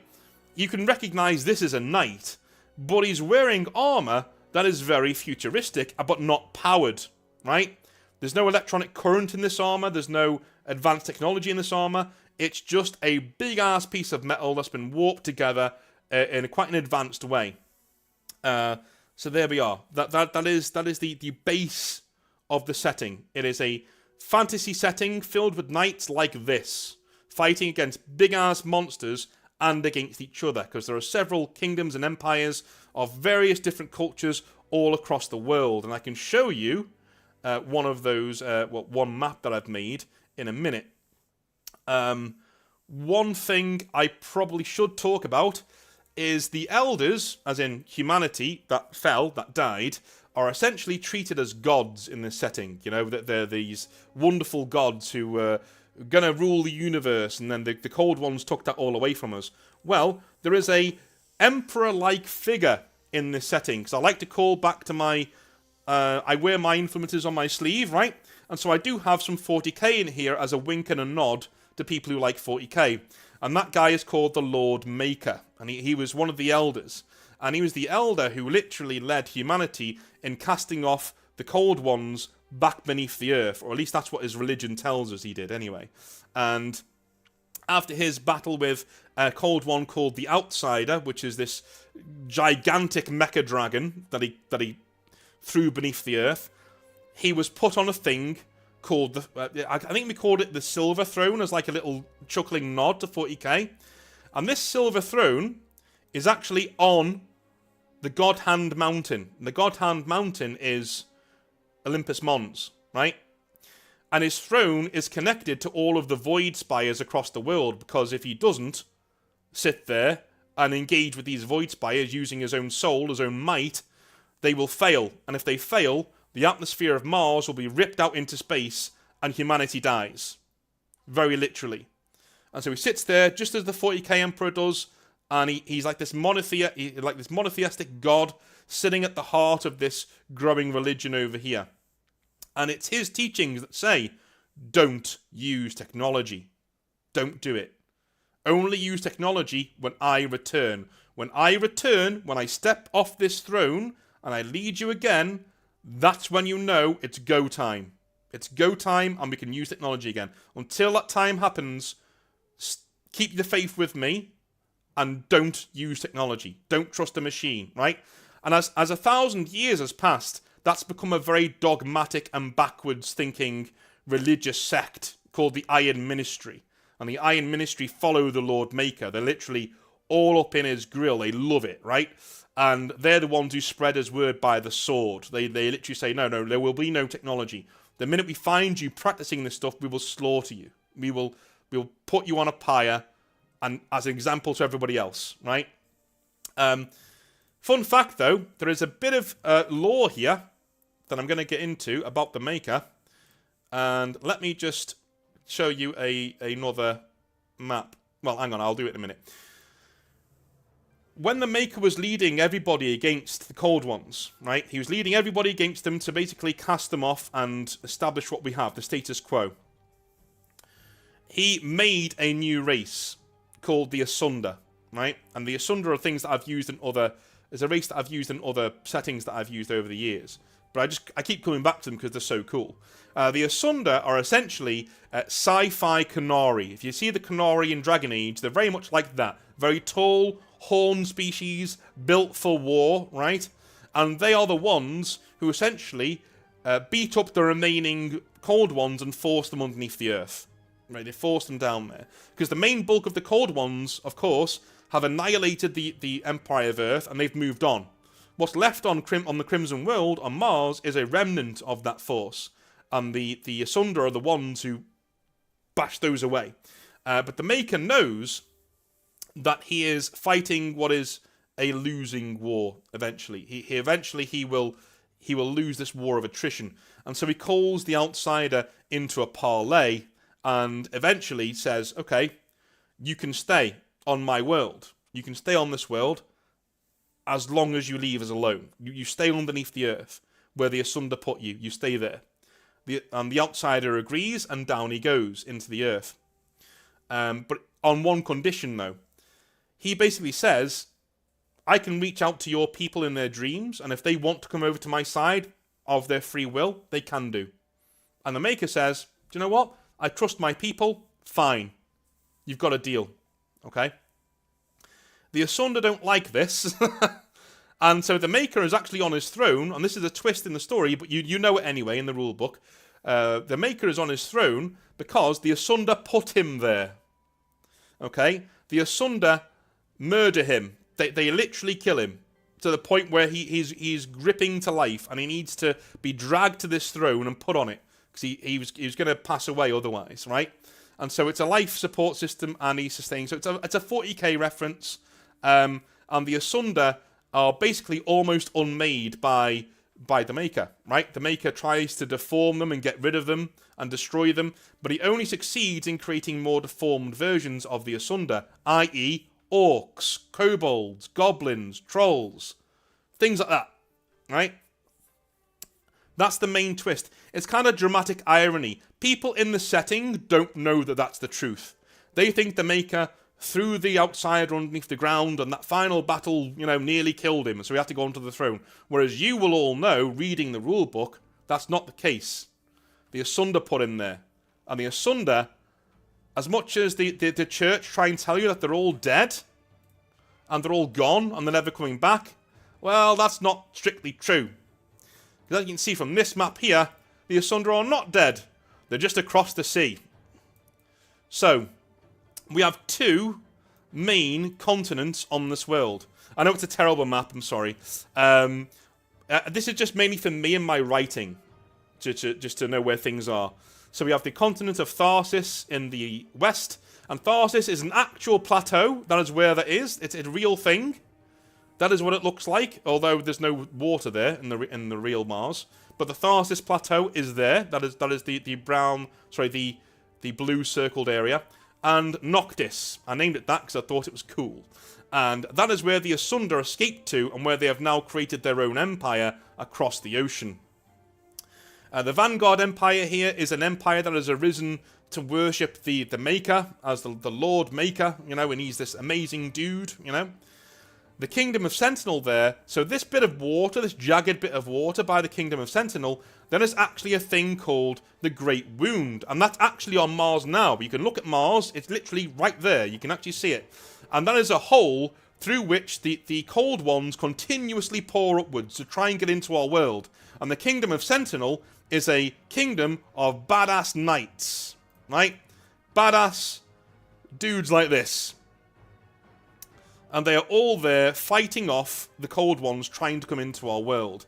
And Caldera there is a massive city, the last city of a long-forgotten empire that arose before the Vanguard Empire, that was cast down by the Cold Ones. Well, that was the empire that was making technology, right? Before they got cast down. So, in terms of the timeline of the setting, we have the Elders and the Empire of Earth in the stars. The Cold Ones come in and push everybody's shit in and annihilate everything, right? The Maker comes to the Crimson World, unites everybody to fight off the remnants of the Cold Ones, right? Eventually, he is betrayed by the Asunder and placed on the Silver Throne to maintain the Void Spires and keep the world from just destroying itself. Then we have another empire rises, right? And this empire is called the Empire of the Drain. These are a humanoid people. They're humans, but they are very, very, very close to the I need to say the Emperor then. Oh, Freudian slip. They're very, very, very close to the Maker in Bloodline, and they create a vast empire that stretches almost over the entire world. But they start making technology, and so the Cold Ones come back from beneath the soil, and they annihilate their empire. Right? For the second time, the human empire has been annihilated. And their last city is in Caldera, and that is actually at the center of a massive crater. Because that's what a crater is called. The kind of crater that it is. It's called a caldera. So it's called Caldera City, right? And that's their last remnant of their empire is there. And they're essentially, you know, space Spartans, I'd say, you know. Really ruthless, imperialistic, on their own, but incredibly powerful too. You got the Kingdom of Sentinel there, which is kind of like the Knights Templar, if they had their own nation, the Teutonic Knights as well, in that place. And you have the Vanguard Empire, which is this huge empire of pseudo-feudal knights and armies and things marching around and doing all that fun stuff. So there we are. That is the setting, and that's where we are right now. There are lots more things, like the Order of Technomancers. So there is an order of warrior monks in this setting, whose sole dedication it is to walk around in badass black robes and sequester technology away. Imagine a mixture between Jedi and the Brotherhood of Steel, right? They walk around and they take technology away, they destroy it, or they put it in one of their citadels so it can be studied and maybe reverse engineered for one day when humanity's ready for the Maker to come back. They'll give it back to everybody, right? There are also things called... Okay, there's one piece of technology that does work. I'm getting into the nitty-gritty now, and I said I wasn't going to do this, but if you want to hear it, here it comes. There's one piece of technology that does work. It's called Dark Tech. And this is the last bit of lore I'm going to give you, because these two bits link into each other. So Dark Tech is essentially technology that doesn't use an electronic charge. It uses dark energy. It uses the energy that pushes the universe outwards to work. Incredibly advanced technology, very, very, very, very rare, and it can be used without the Cold Ones coming for us, right? But it's very rare, very low in number. Certain parts of this technology are called Talon warsuits, and a Talon warsuit is essentially an exoskeleton, a powered exoskeleton. A small one, it's only big enough to be on your body. There was this image that I got. It's a warrior in heels, so forgive me. But this is what a Talon warsuit would look like, right? So it's a completely enclosed piece of armor. It might allow you to fly. You know, there might be a jetpack on it. But yeah, it's a completely enclosed piece of armor, and it is powered by dark energy, and it allows you to essentially have the strength of 8 or 9 men and cleave through entire armies, you know, if you want to, that kind of thing. They're very, very, very rare, and they are the product or the, shall we say, the prized possessions of many noble houses in the world. If they have one Talon warsuit, it'll go to their main warrior in their ranks within their family who'll be able to use it, right? That's where we are with those things. But technology like that is in the world, but it's very, very, very, very rare. And most of these things are held by the Order of Technomancers, and they guard these things with their lives. Like, they will literally annihilate anybody who comes anywhere near it. So magic in this setting links into the dark tech, and it's the last thing I'll talk about. So mages in this setting are called void mages. And void mages do exactly what it says on the tin. They don't cast fireballs and things, they're not normal wizards, right? Void mages use dark energy to cast spells. They're able to manipulate the very powers of the universe and turn them against their enemies. A void mage can actually use their powers to create small singularities, small black holes, and rip apart their enemies doing that. They can even push aside projectiles and push aside blade thrusts coming towards them in the blink of an eye by just, manipulating gravity and pushing that blade away. Some of them are even able to rip holes in space-time to jump through and appear and blink somewhere else. Others are able to actually call down solar flares. That's our version of the fireball. They call down solar flares on their enemies. Things like that.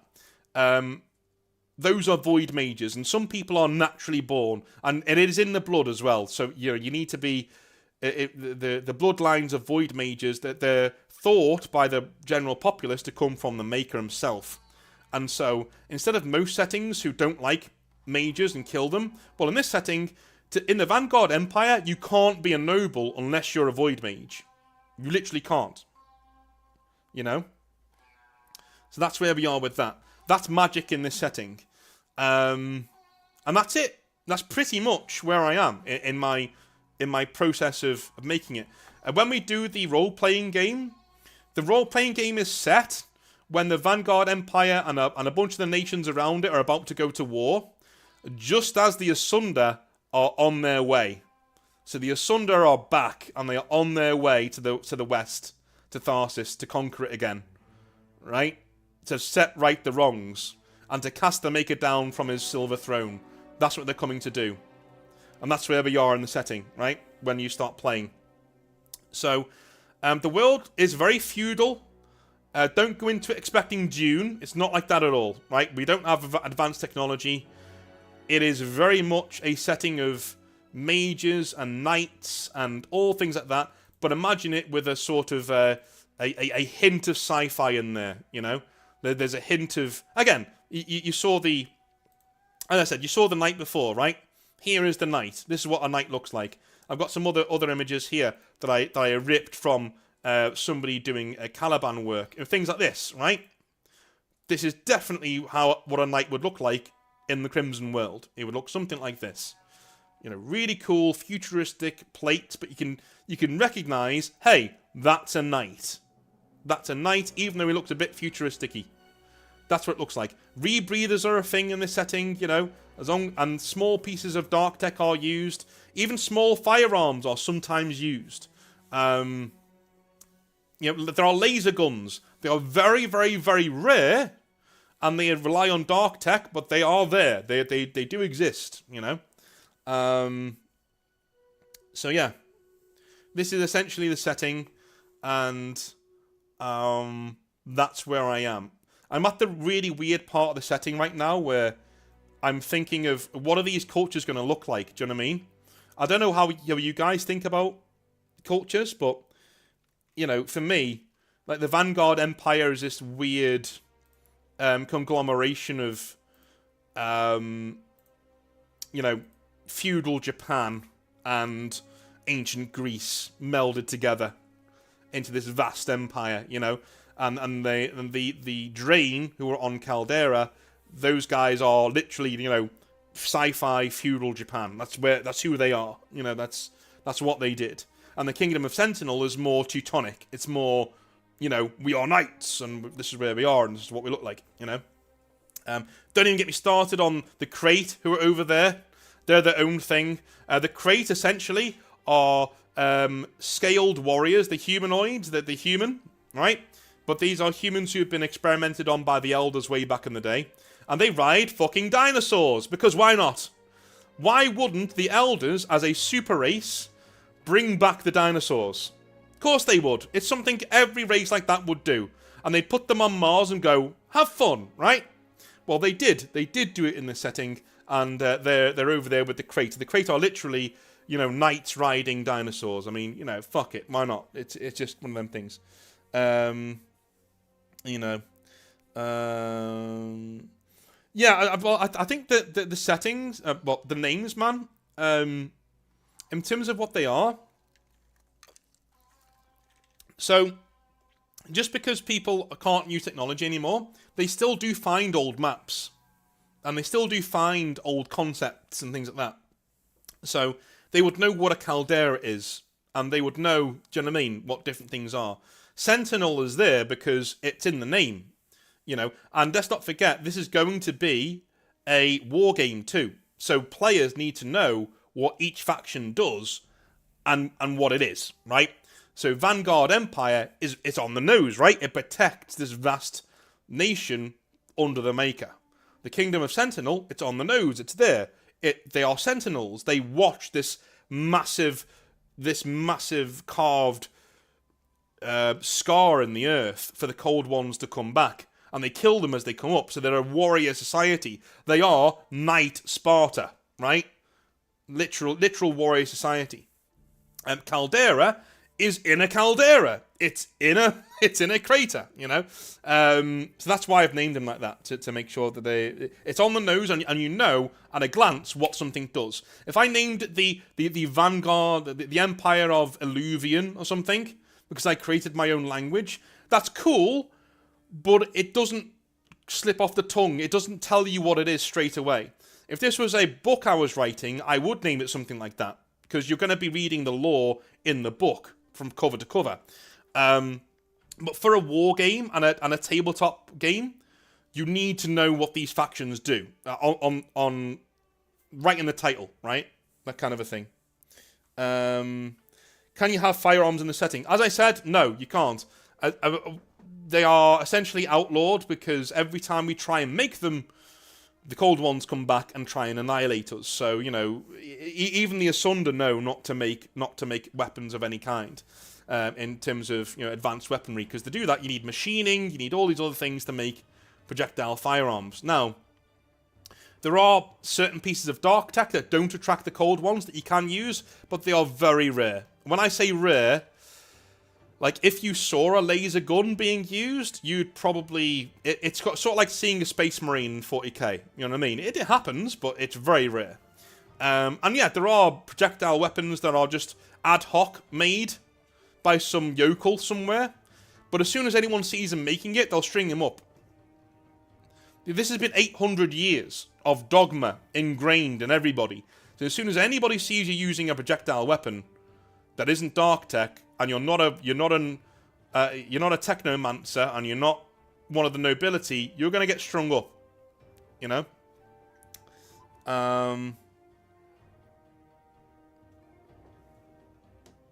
Oh, you meant dark energy and dark tech? Yeah, I know, yeah. I mean, those are pretty on the nose. I might change them. These are all working titles for anything but the nations. It's all working titles, to be honest with you. But I need to let you know what things do, you know, rather than me giving you some esoteric name for what things are. I mean, even dark tech, it uses dark energy. It's called dark tech, you know. It works for me, but, yeah. Dark tech like the ship in Futurama. Fuck, somebody got onto it. Ah, okay. I was hoping that would go over a lot of people's heads.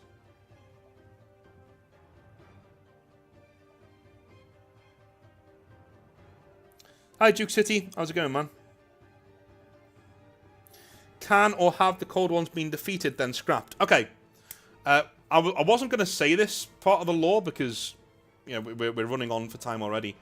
But I was going to play this instead because it's a lot less. So, Let me just 1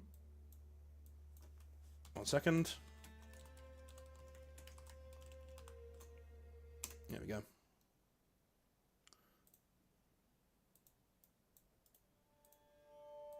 There we go. So, I was going to say this part of the lore, but the other reason why we don't use firearms, there's one other very big reason why we don't use firearms. Huge reason. They don't work against the cold ones. They just don't work. Steel weaponry bounces off their hide, like you're throwing peas at them, right? It doesn't work.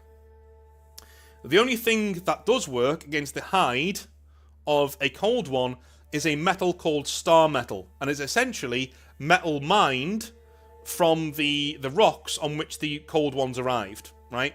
Wherever they fell, that's where you mine it, and that's where you get the star metal from.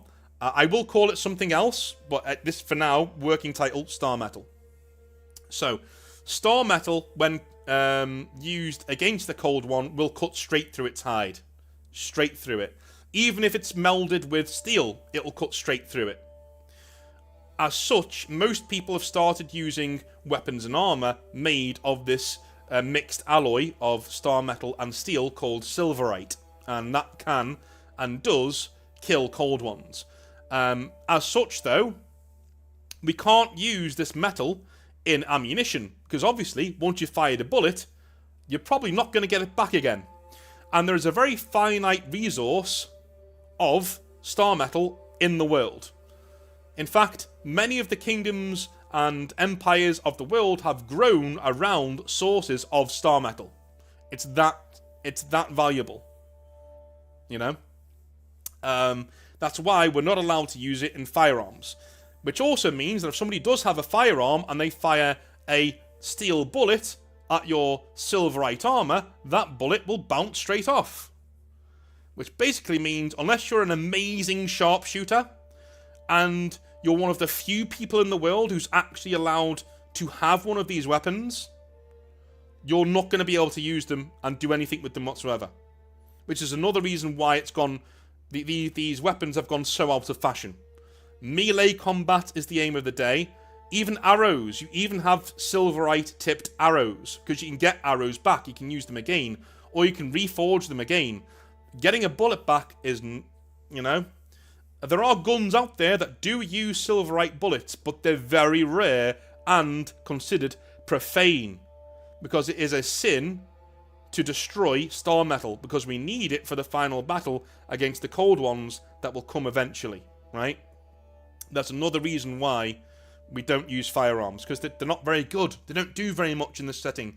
You could come in here with an M16 rifle, right? And you could face down 2 or 3 knights.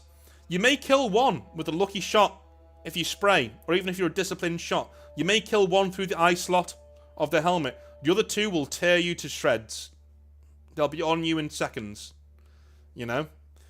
And God help you if one of them's wearing a Talon War suit. Then it only needs to be one, and they can... Or even if they're a Void Mage. If they're a Void Mage, they can stop the fucking bullets in mid-air. They just Neo that shit. They go, no, no bullets for you, sir. And they come over to you and rip you apart limb from limb.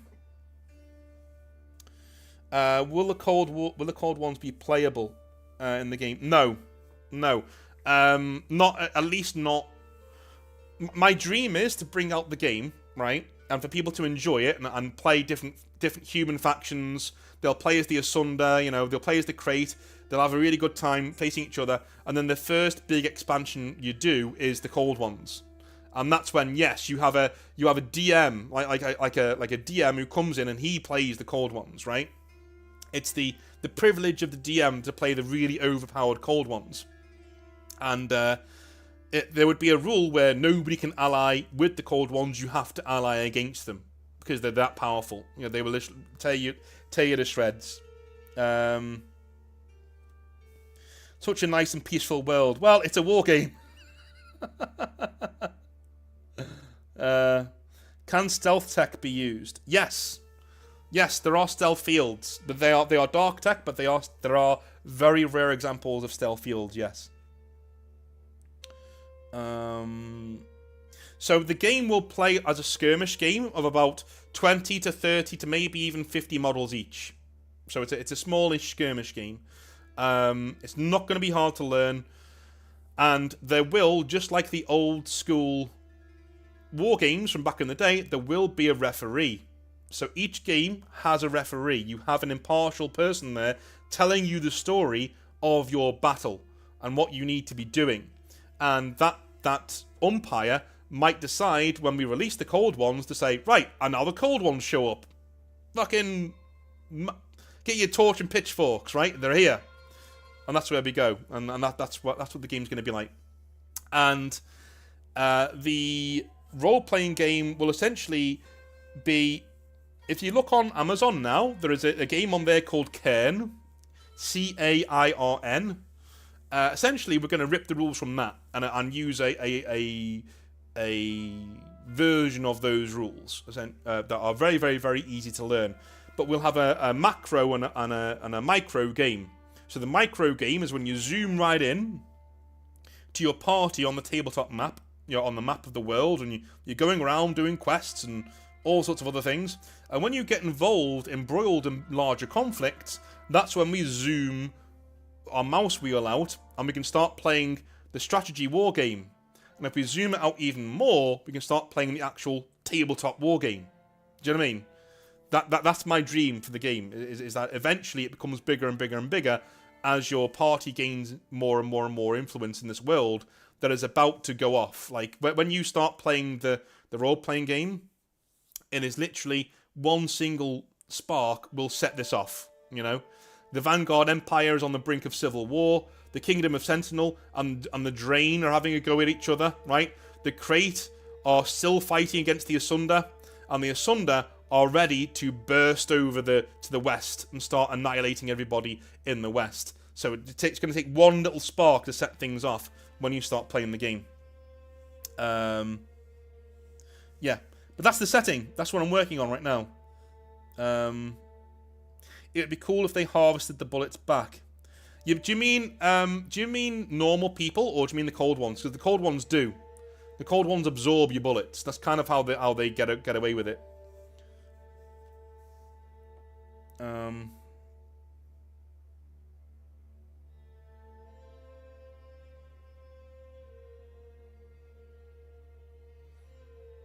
What were your other inspirations?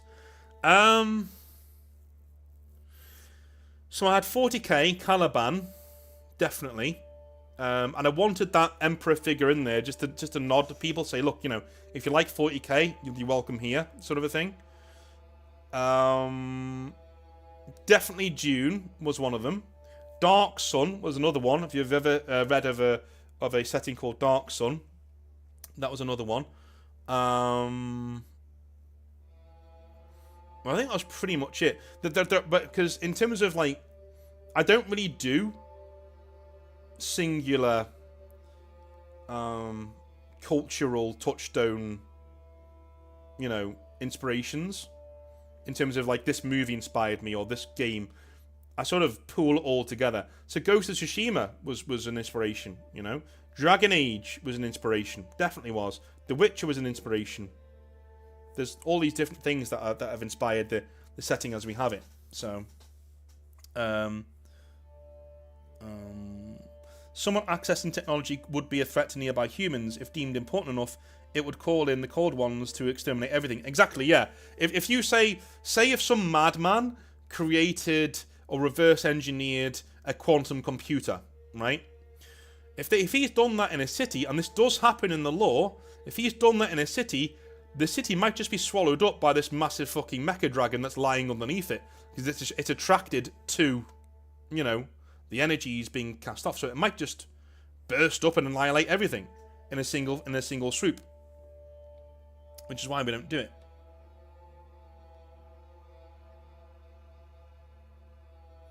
Icons made of Cold One bits.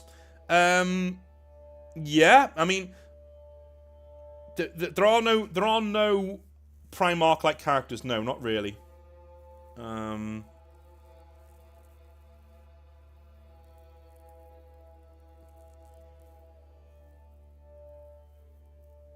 It could be Mars from before Earth sustained life, yeah. But I like the fact that the Empire fell away, and our Emperor figure in the Lord Maker is the last of his kind. He's very lonely, you know what I mean? And he's giving up the last of his life force to keep this one little speck alive. Unlike the Emperor in 40k, who's keeping this whole galaxy together, our Emperor is only keeping this one little spark alive. He's desperately trying to do that. You know? He's a very powerful Void Mage, but he's trying to do that. He's trying to keep it together. You know? So, in terms of Primarch-type characters, there's one bit of lore I neglected to tell you about, and that is the ghosts. The ghosts are essentially... If you've ever played Cyberpunk 2077, there's a thing called the Relic. And the Relic is something that you can use to store an engram of a person. You know, their entire psyche is on this chip, on this computer chip. And you can actually put that in your head, and, you know, you can now speak to that person, sort of a thing. Keep them alive forever. There is something very similar in the setting that the Elders came up with way back in the day, called a ghost construct. And a ghost construct is essentially a shard chip that hundreds, perhaps thousands, maybe even millions of minds of the Elders were uploaded to. And they're only small chips, quantum computing chips, that use dark energy, right? Which is why they weren't swallowed by the cold ones. And this was their last gambit. When their empire was falling down around them, the Elders, as in us, you know, the Elders, this is what we become in the future, they panicked and they started uploading their own consciousnesses, or copying them at least, onto these ghost constructs. And with the fall of their empire and their exploding world, a lot of them got scattered all over the place. Some of which came to rest on the Crimson World, right? Okay. These ghosts were going to be uploaded to central computing networks that were drifting out in space, powered by the sun's solar rays, right? And these were called Leviathans, and they're these huge AI constructs that essentially have minds so vast that a single thought can shake the cosmos, right? It's ridiculous how powerful these things are. But with the annihilation of the Elder race, the Leviathans sort of went mad with grief and pain. And now, all Leviathans want humanity to be uploaded into a single Leviathan, called the Singularity. Because they think once we're all uploaded, we will have enough, we will be untouchable by the Cold Ones. Which is technically true, because the Cold Ones can't touch dark energy. And if you become Dark Tech, if you're uploaded to a piece of Dark Tech, the Cold Ones can't touch you, and we annihilate them forever. We can scour the galaxy clean of them, and save the universe. You know, we can save the next civilization from having to deal with the Cold Ones, right? And the Leviathans, even though that's a noble goal, they will stop at nothing to upload everybody, willing or not, to that singularity, to that one god machine that they're creating. So, humanity in the Crimson World is heavily engineered. The Elders did a lot of experimentation with the human genome back in the day. So much so that we actually have another organ in our brains, in our heads, called the third eye. Now, this isn't an eye in a literal sense.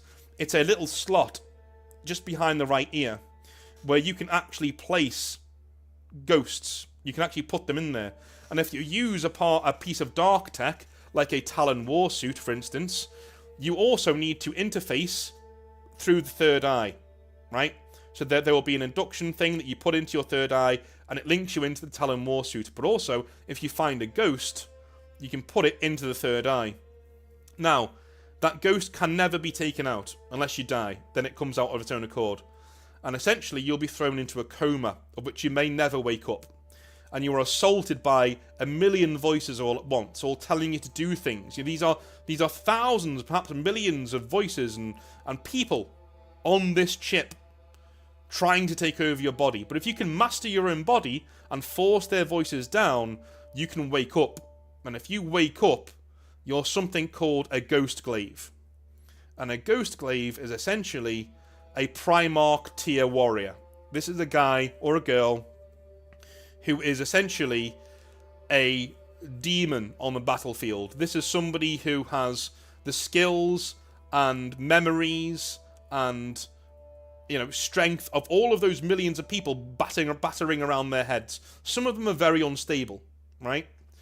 But some of them aren't. Some of them are able to master it, and those who are able to master it are legendary warriors. These are people who are savants of the battlefield. They are able to do things that normal humans just can't do. There is a price to pay, though. Eventually, you will become one. Whilst you are alive, your mind will become one with the ghost, to the point that you don't know where the ghost ends and you begin. You lose your original name. It loses all meaning for you. And so every ghost has a name. Every ghost has a specific name. Like Warmonger, or, you know, Herald, or something like that, right? And you take on that mantle yourself. And most ghost glaives will wander the world as wandering warriors, looking for the next person who's going to take on, who they think can take on and mantle their ghost shard when they die. Because when they die, their consciousness is absorbed completely by the ghost chip, and it ejects itself from the person, ready to be picked up by the next warrior who comes along, right? The risks of installing a ghost are extreme, because unless you are extremely, extremely well disciplined in your mind, it will overload you and burn you out and absorb you, and that's it. You're dead. You're a vegetable, right? And the chances of that are very high. You need to be extremely mentally capable to take one of these things on. But there is also another backlash to this. If you use dark tech, especially the ghosts, right? The Leviathans, some of them are on the Crimson World. They crash landed here ages ago, and they're like these blinking black pyramids out in the wastelands, and they're always calling to you. They're always wanting you because they want to absorb that ghost. It's a lot of power to them, right? And they want to absorb everybody, so they try and call everybody over to them, you know? So if you use dark tech, you know, you will get weird dreams of these Leviathan-like AIs calling to you in the dark, trying to get you to come over to them and come and see them and come and worship them. And there are covens that worship the Leviathans dotted all across the world. And what do these covens want? They want everybody to die so they can be uploaded. Like doomsday sects, right? These are Cthulhu-worshipping mentaloids who want everybody to be uploaded to the Great Singularity, and those who won't should burn. Fundamentalists, essentially, right? And they're everywhere. Thank you, Captain HLL. Cheers, man. Yeah, pretty much. Yeah, Time Lord naming rules. Why not? Why not? I'm not a big fan of Doctor Who, but there we go. Bit of Conan, bit of Dark Sun, bit of 40k. Yeah. Grimdark half off. Who is that? Chaos Druid. Grimdark half off. Sounds like my kind of guy. That's cool. Well, again, that used to bother me. I'll be honest with you guys, that used to bother me, that, you know, I used to come up with these things and somebody would go, oh, that's similar to this, or that's similar to that. Do you know what I mean? But as long as I know that I didn't get it from there, that it came from in my own head, I don't care that it was done somewhere else. Do you know what I mean? It doesn't bother me anymore, because there are no new ideas under the sun. There aren't any, right? Everything's been done at least once. I think to think that you're going to come up with something completely original and new is arrogance. It's hubris, right? It's not going to happen. I think the Crimson World is weird enough that a lot of people will be like, oh, that's interesting. I've never seen a fantasy setting like this before, right? It does that enough. It's more like science fantasy, really. But it does that enough that a lot of people will go, oh, that's new. That's interesting. Kind of like 40k does. 40k's got its own feel. It's got its own thing. When you read 40k, you know you're reading 40k. Do you know what I mean? And that's what people love about it. And that's what I want for this too.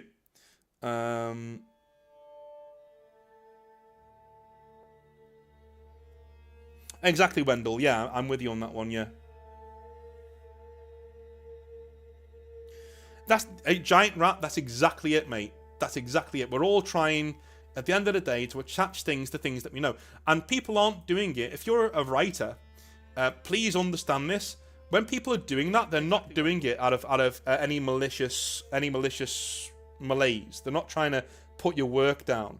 When somebody says, "Oh, that's like 40k when it does this," or "Oh, that's like Assassin's Creed when it does this," they're saying it mainly because they're excited. They're excited because, you know, what you're doing is reminding them of something that they like, and they're thinking, "Ooh, I found something else that I like." That's good. That's good. You know, we want that. Any elves or dwarves? No. The Drain were kind of like elves. Kind of. But no, there are no main fantasy races in this. I couldn't figure out a way to make them work. I know we could have the Elders reverse engineer people back in the day, because they did mess with the human genome, but they would only really create people who were useful, right, in terms of building the Empire. Yeah, and more elf-like person could be a good emissary, right? The Crate could be good pit warriors. The Asunder were created by the Emperor, by the Lord Maker, to annihilate the Cold Ones. Humans are just humans. They're the Elders, right? They're the closest to the Elders that we have. So I don't know where the Dwarves would fit in. And I love Dwarves. I love Dwarves. I absolutely love Dwarves. But I couldn't figure out a way to make them work. Maybe I'll try and figure something out. Not that you've reminded me. I will look into his channel, Chaos Druid. I'll look into that. That sounds pretty cool. Are there abhumans? Yes, there are. Well, when I see abhumans, I call it meta-humanity, like in Shadowrun, right? So you've got your normal humans, you've got the Crate, which are imagine Dragonborn but more human, right? They're the Crate. They ride massive dinosaurs, because why not? We have the Asunder, who are essentially a 40k version of the Canary from Dragon Age. We have the Drain, who are very elf-like, but if the elves were in the gym all the time. And that's pretty much it. Those are pretty much the 4 big meta types that I've got running around my head right now. But there are different types of human, yes. Would you ever play the Steampunk Dwarves from AOS? I did play the Steam... I actually do have an army of Kharadron Overlords. Any insectoids? No. No, but that is also a good idea, because we do have lots of deserts. One thing about the climate of the world, don't think it's too deserty, right? There's lots of green on this map, and even the yellow is verdant grasslands, you know? This is all maintained by the Void Spires, and again, if the Lord Maker ever expired, the Void Spires would stop working, and the fragile atmosphere of our world would be sucked out into space, and none of this would be applicable. But some Void Spires are malfunctioning. So if you see in the Asunder Empire there's a big black blotch, right? There's big brown blotches here and there. There's big darker blotches around. Well, those Void Spires are malfunctioning, right? The time and damage has caused them to do weird things with the weather. And things like acid rain, magical lightning that can strip a man bones from a man, you know. Deserts where there shouldn't be deserts. You know, you can have verdant grasslands and all of a sudden, bang, desert everywhere, you know? That kind of thing. Is there anything in the poles? No, I'm just going to leave them as water because, I mean, I could do something there, but I've got enough on my plate at the moment. But the insectoids one is a good point. In the deserts, there might be one. There might be some. But anyway, it's nearly 12:30, so I'm gonna call it there and go and hit the hay. I love you all a long time, and thanks for listening to me rant about my own setting and stuff. I feel really self-indulgent when I talk like this about stuff, you know? Like, no one else is really interested, but thanks for saying that I should do it. I should go ahead with it, because That means a lot to me. It's awesome. So, there is a Hobby Nightmare tomorrow. What is it about? Let me just have a little check. I will answer the questions before I go. By the way, I'm not just gonna leave you hanging. What's it about tomorrow? What's it all about then? Tomorrow's Hobby Nightmare is Games Workshop manager quits his store and runs for the hills. That was a good one. I recorded that yesterday. It was a good one. So that'll be tomorrow. Did you edit the map to look like that, or did you fold the looks of it into the lore? No, the map is literally as it is. I typed in to Google Mars with water, and then I got a few of those. I sent them to a friend of mine who's an astrophysicist, and I asked him which is the most realistic. He picked one out, and then he went on the internet and picked another one for me, and that's the one you're seeing right now. And I thought, yeah, that's my setting, and I started building stuff on that essentially, and came up with it.